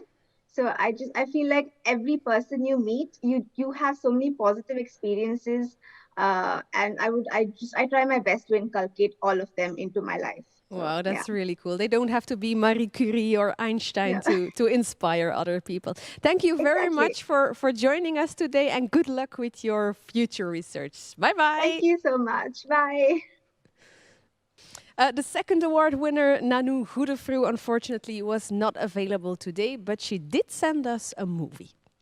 Hi everyone, my name is Nanu and I'm very honored to receive this year's Vliz Master Thesis Award. Sadly, I cannot be here today, but I will try to tell you all a little bit more about my master thesis research from home. So for my master thesis, I studied the spatial temporal evolution of a newly created mussel bed for coastal protection, and I also studied the effects of the mussel bed itself on the underlying macrobenthic communities. And this was all done under the Coastbusters Consortium here in Belgium. Briefly, the Coastbuster project aims to create nature-based solutions for a sustainable coastal protection. And why do we need a sustainable coastal protection? Well, because our traditional hard structures that you see here along the coast, such as dikes or seawalls, well, they are not so sustainable and are definitely not adapted to the consequences of climate change, such as more intense and frequent storms, floodings, or coastal erosion. And therefore, Coastbuster tested the creation of a mussel bed that would function as a biological barrier to protect our Belgian coast from coastal erosion. And this whole mussel bed was created by adopting a typical mussel aquaculture technique, where they hung vertical dropper lines in the water column, and they functioned as a settlement substrate for mussel larvae floating in the water. Normally, when mussels are big enough, they are harvested, but for this, the mussels were left in the water column with the idea that once they would be big enough or heavy enough, they would fall on the seabed underneath and then initiate a mussel bed. And this is where my master thesis research came into play. So I looked more closely at the development of the mussel bed underneath the dropper lines in space and in time. And this was done based on the analysis of videos that were taken by scientific divers. So first we saw that the whole setup succeeded in creating a mussel bed under the dropper lines, because in the first summer we saw extensive mussel beds being formed, but not for long, because during the winter months all these mussels completely disappeared, only to reappear again the next summer. And this clear temporal variation indicated that winter storms that are characterized by higher hydrodynamic actions, higher wave action and bed shear stress might be the cause of the complete disappearance of the mussel beds during the winter. On the other hand, another possible limiting factor might be predation, because creating a mussel bed in an otherwise sandy environment will also create new habitat for epibenthic species, but will also be a new food source. And this is exactly what we saw during the summer months. We saw huge invasions of the common starfish, but also the green crab and sea urchins that were scattered around the reef under dropper lines and also actively feeding from these mussels. So the identification of these two limiting factors, these two possible limiting factors, might help future Coastbuster projects in anticipating and counteracting these external pressures.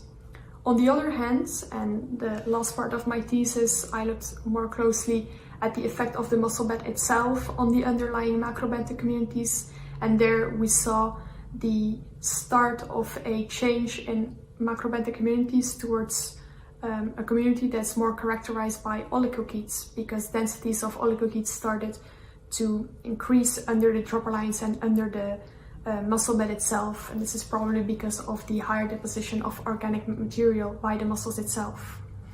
So to conclude, on the one hand, the identification of these limiting factors, and on the other hand, the environmental impact monitoring, these two things will hopefully help the future Ghostbuster projects in their upscaling and also in their improvement of their reef design, and hopefully we'll see more of these innovative nature-based solutions to coastal protection in the future.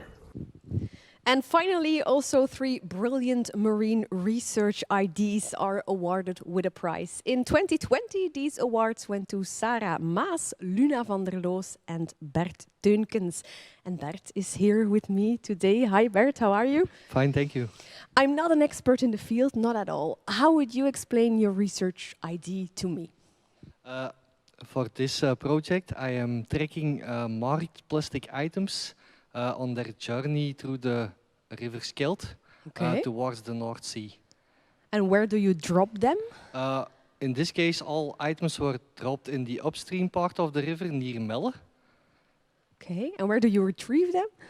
We don't retrieve them. Okay. So we have thrown them in the river and they find their way towards the North Sea. And they have a GPS tracker? No, they have an acoustic telemetry tag. They are tags which are normally used to monitor the movement of fish or marine mammals, and they are implanted.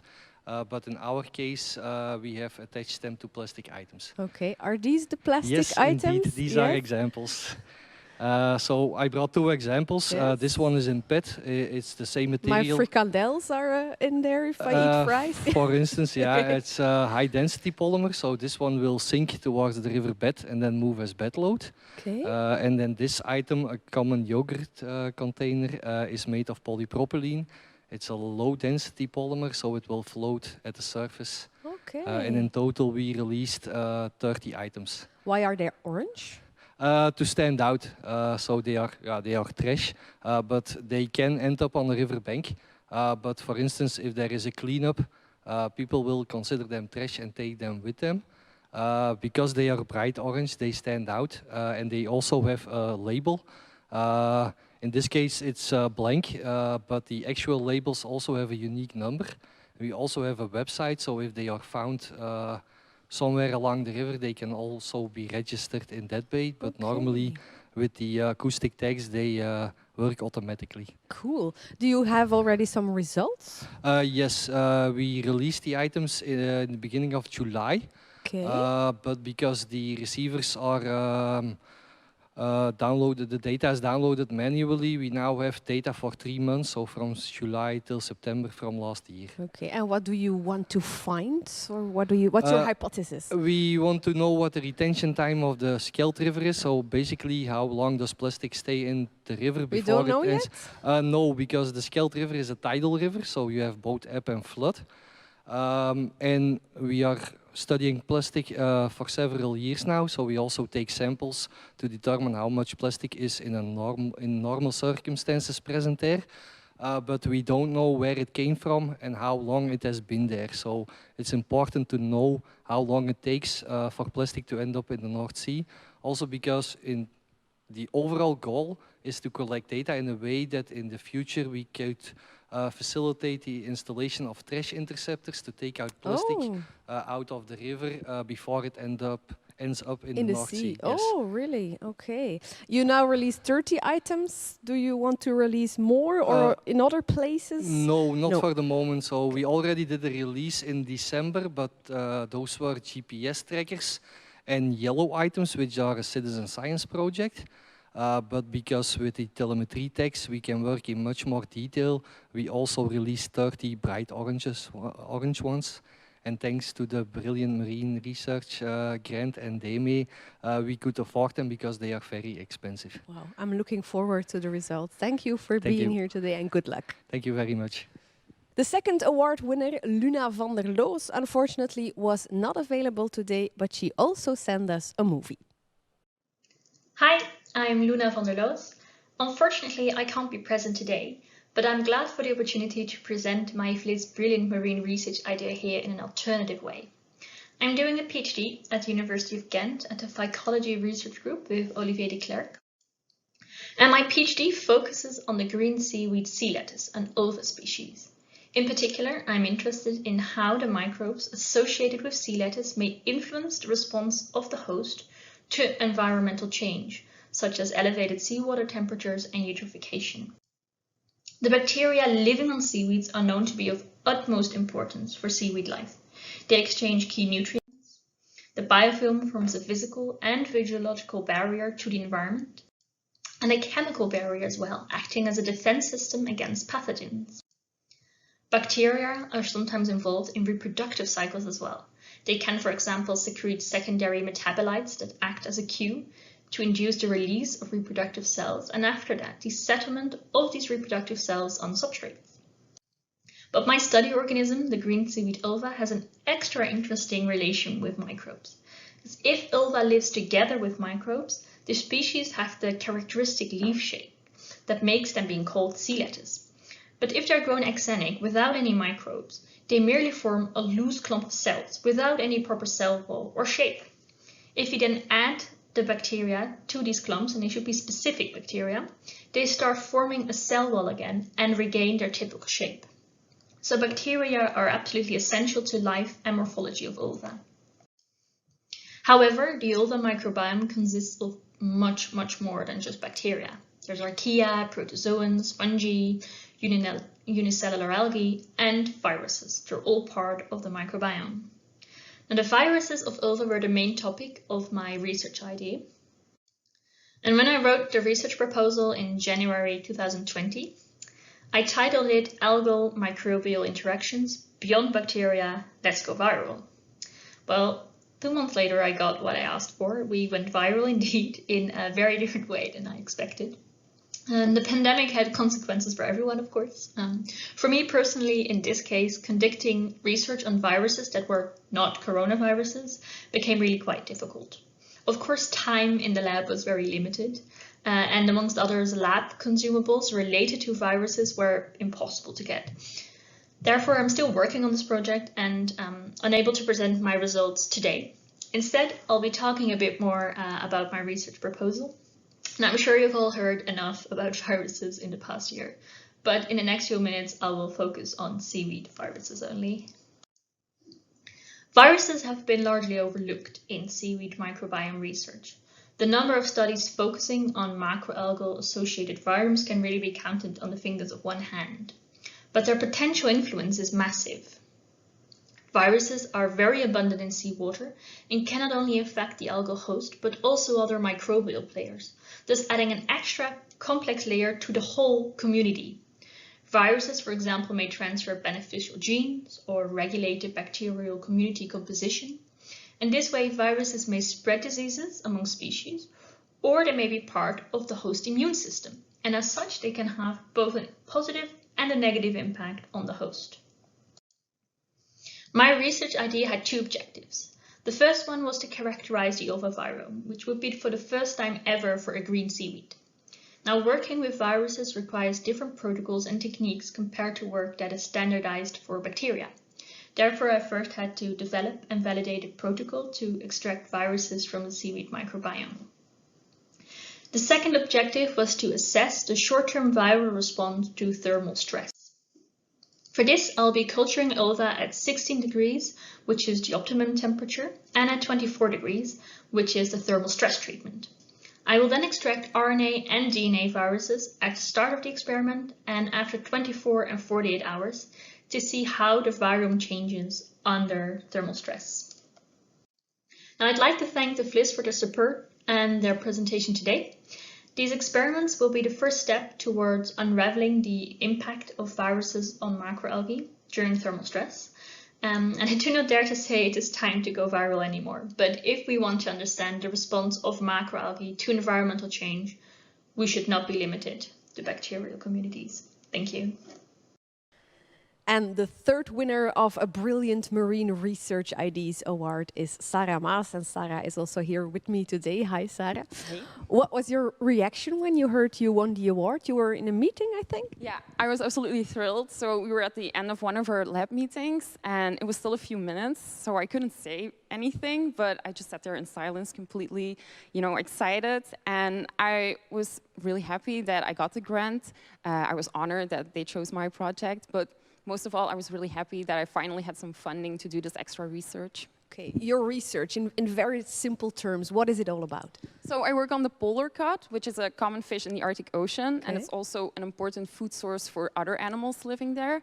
But the Arctic is changing, so temperatures are rising and the sea ice is in decline.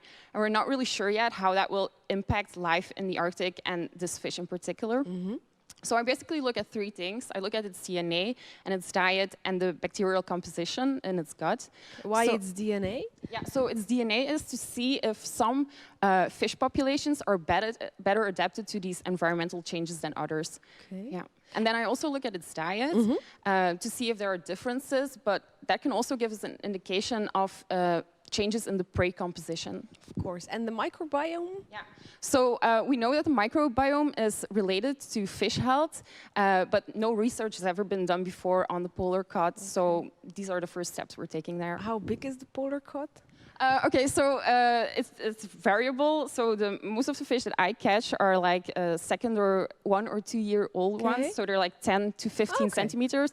But there are records of adult fish to up to 30 centimeters. So they're not really big, but yeah. I ask all my award winners to bring an object or something that is important for their research. You brought a fluid, right? Yeah, so I thought about this for a long time, but I brought some ethanol, and it's not for consumption, but for the preservation of my fish samples. Because after sampling and the fish dies, DNA starts to degrade, and I need good quality DNA for my research. So I chose it because I have positive but also negative stories. Start with the negative. Yeah, so it's only a few ones, but so I get my samples through collaboration with other people. And you don't go to the Arctic yourself? Well, no, I've been 3 times, and it was quite nice, but I cannot go all the time, so it really depends on collaborations as well. So it takes a lot of effort and emails and money to get the samples here. And it has happened before that I got them and they weren't preserved well, so not on ethanol, so I couldn't use them at all. And another time I did get the samples here, they were on ethanol, but one of the tubes broke during transport, so they removed the labels. So I couldn't use it anymore. So that was quite terrible. The positive stories? Well, the positive stories are that if I get samples and I see that the tubes are intact and everything looks fine, and I do the DNA extraction and look at the quality and I see that it's great, then I'm super happy. Do you have already any results? So for my research or for the project this one? Well, the research. Yeah. So we see that the diet, for instance, it is different between locations. And we see some indications of borealization. That means that, What's that? Yeah, so animals that usually live in more temperate areas, they're moving towards the north because it's getting warmer there. But we also see that in the diet of the polar cod. Yeah. So that's quite interesting, actually. Is your work affected by the current pandemic? Yeah, unfortunately, yes. Yeah? So I went on a research expedition and came back in December 2020, so a few months before the pandemic hit. But my samples were still there, and they got stuck in the United States. So it took me a lot of emails and phone calls to get them here. And they finally arrived in December, so like 2 or 3 months ago. And I still had to do all the practical work for this grant as well, but also for my PhD. So it was a lot of work, but I managed in time. Well done. Good luck with the research, and thank you for being here. Thank you so much. All right, Bert, Luna, and Sarah, they were the Brilliant Marine Research IDs, in short BMRI winners in 2020. But yeah, a new year has come, so it's my honor and my pleasure to announce 4 brand new BMRI winners today. The first one is Delva Soria from Ghent University with the topic Beyond Genetics, exploring the contribution of epigenetics to thermal adaptation in brown seaweeds. Congratulations, Delva.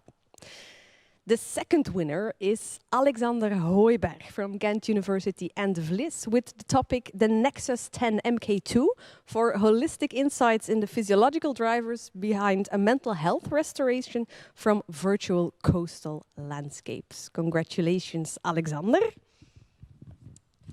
The third winner we already heard today with a pre-recorded talk is Valérie Matelin from Ghent University with the topic Integration of Taxonomic and Phenotypic Fingerprints of Marine Plastic Degrading Communities.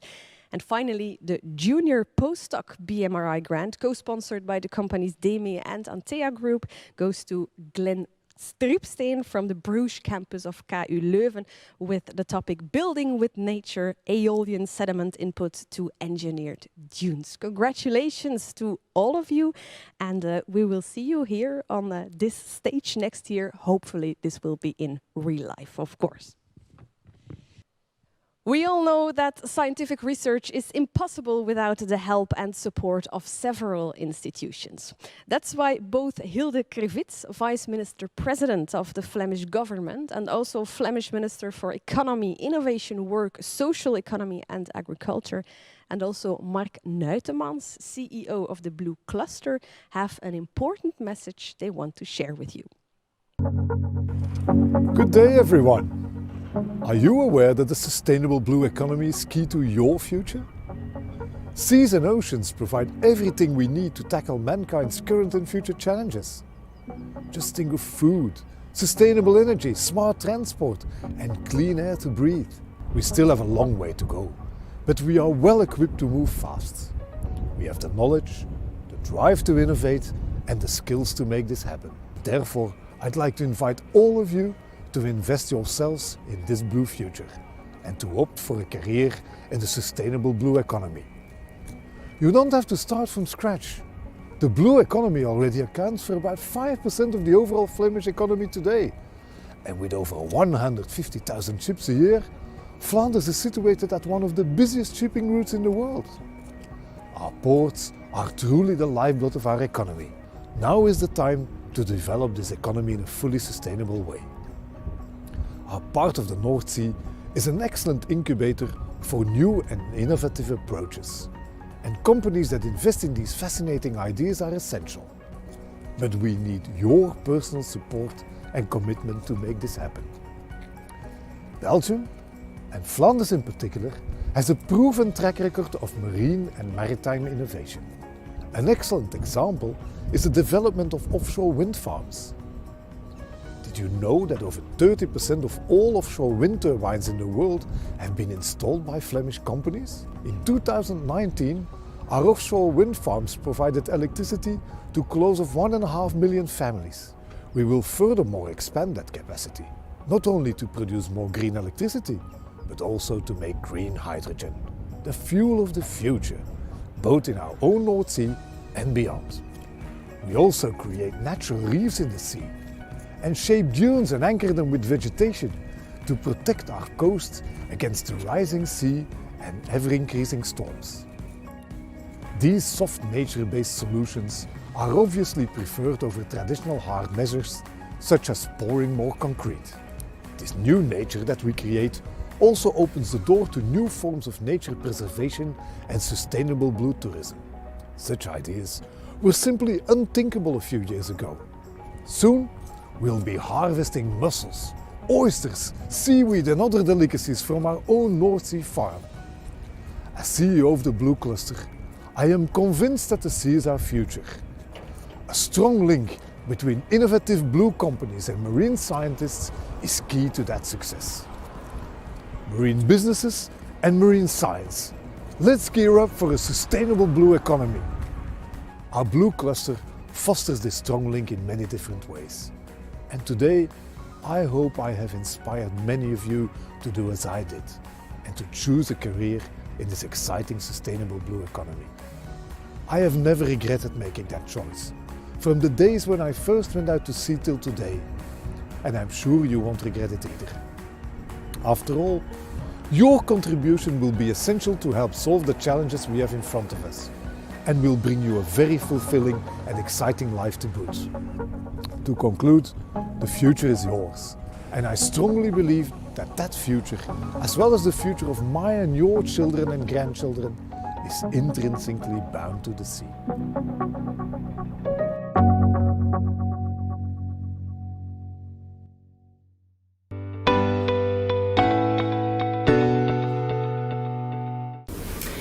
Beste deelnemers, het is heel fijn dat ik jullie vandaag even digitaal kan toespreken. We zijn ondertussen bijna een jaar verder en de pandemie heeft nog altijd een heel grote impact op ons leven. Als Vlaams minister-president en minister van Economie zet ik alles op alles om de impact op onze economie en samenleving zoveel mogelijk te beperken. Onderzoek en innovatie zijn daarbij cruciaal. Maar onderzoek en innovatie zijn ook cruciaal bij de vele andere niet-corona-gerelateerde uitdagingen waarmee we geconfronteerd worden. Gelukkig geeft de snelle vooruitgang in wetenschap en technologie ons reden tot optimisme voor de toekomst. Daarom ben ik bijzonder blij dat de Vliz Marine Science Day vandaag, zij het online, op jullie aanwezigheid kan rekenen. Vooral ook op de aanwezigheid van studenten en jonge onderzoekers die hun brood willen verdienen met behulp van geavanceerde zeewetenschappelijke kennis. Want, beste jongeren, jullie zijn cruciaal voor onze toekomst. Vlaanderen is een goede plek voor marien onderzoek en innovatie. Onze regio bruist van spannende nieuwe ontwikkelingen. Onder meer op het gebied van marien onderzoek en innovatie voor de blauwe economie. Als jongere generatie hebben jullie alle skills en interesse in huis om snel te leren hoe we onderzoek en innovatie kunnen laten profiteren van de nieuwste technologische hulpmiddelen. Kunstmatige intelligentie, robotica, snelle genetische analyse. Er zijn ontzettend veel mogelijkheden om het onderzoek naar een nieuw niveau te tillen. Maar het toegenomen gebruik van de zeeën moet duurzaam zijn. Daarom is internationaal gecoördineerde actie vereist, met de steun van alle betrokkenen. Ik verwelkom dan ook heel graag het initiatief van de Intergouvernementele Oceanografische Commissie van de UNESCO, het IOC. Een initiatief dat werd goedgekeurd door de Algemene Vergadering van de Verenigde Naties om onze inspanningen een sterke impuls te geven tijdens het decennium van oceaanwetenschappen voor duurzame ontwikkeling, dat nog loopt tot 2030.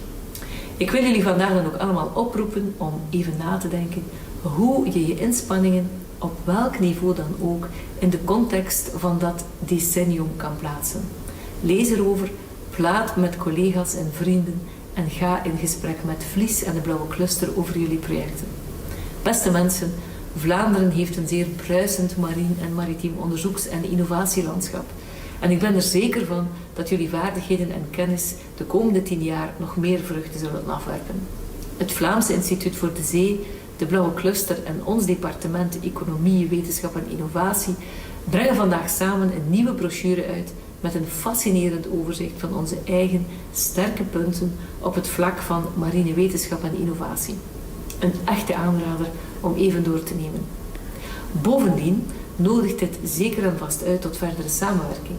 Want om onze inspanningen in het licht van het decennium waar te maken, zullen we moeten samenwerken. Wetenschappers, innovatoren, instellingen, bedrijven en ondernemers, maar ook autoriteiten en het maatschappelijk middenveld. Ik sluit heel graag af met een citaat van Antoine de Saint-Exupéry dat voor mij zeer goed de dynamiek weergeeft waar we de komende jaren nood zullen aan hebben. Als je een schip wil bouwen, trommel dan geen mensen bij elkaar om voor hout te zorgen, orders te geven en het werk in te delen, maar roep in hen het verlangen wakker naar de uitgestrekte eindeloze zee. Precies dat verlangen wens ik u allen toe. Dank je wel.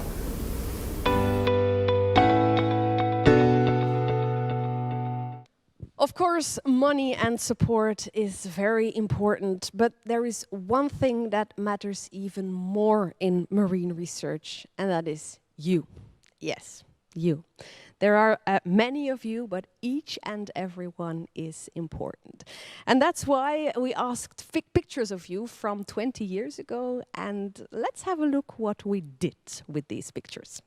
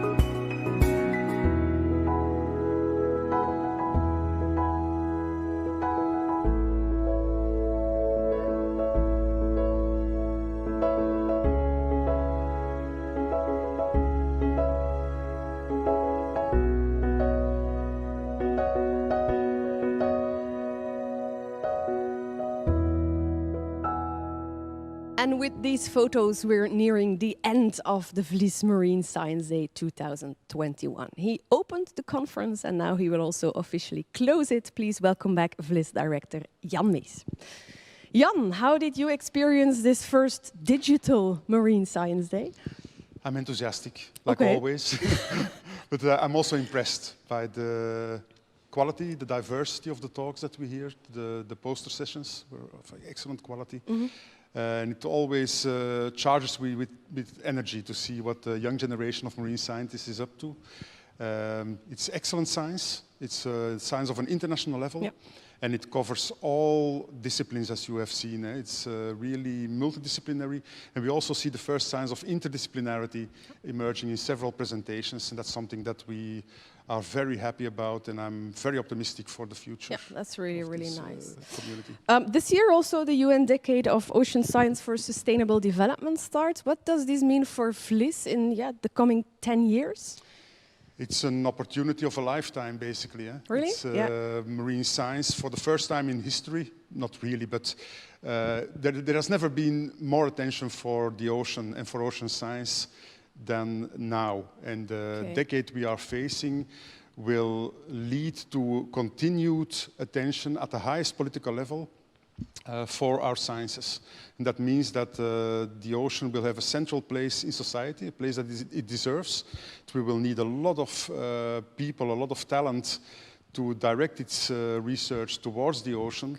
And that's something that will have a profound impact on Vliz, will influence the work of our institute, the growth of our institute, and we will make sure that we provide a context for young scientists in Belgium to really contribute to this decade so that Flanders can be a world leader, show leadership in the marine science domains that we need for making this ocean healthy, keeping it healthy and making sure that its use is sustainable for the next generation. That's really, really nice. Jan, maybe one last question. What is your wish for the world at this moment?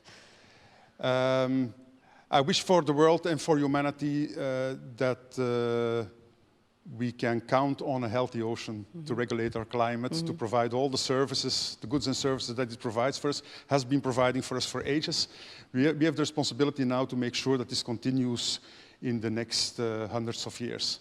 And this is some kind of a flipping point, a turning point where we have the opportunity now to collectively make sure that we provide the science for the ocean we need. That's the UN Decade slogan, but it's well chosen, I think. Yeah. Thank you, Jan, for being here today. Also, thanks for being a driving force in marine research, not only in Flanders, but also the rest of the world. Thank you. Well, I think it's time to officially close this Vliz Marine Science Day 2021. It was an honor to be your host today. Please remember that you can vote for the posters until the end of the day, and some lucky voters will receive a nice gift. I have the gift here with me. It's a t-shirt. I think I will also vote for the posters. I would like to have the t-shirt. So you can win this t-shirt. Well, then I would also like to thank the organizing committee, also the video and sound crew that was here, also all other people involved in organizing this online event. And of course, I will also thank you. Thank you for being here.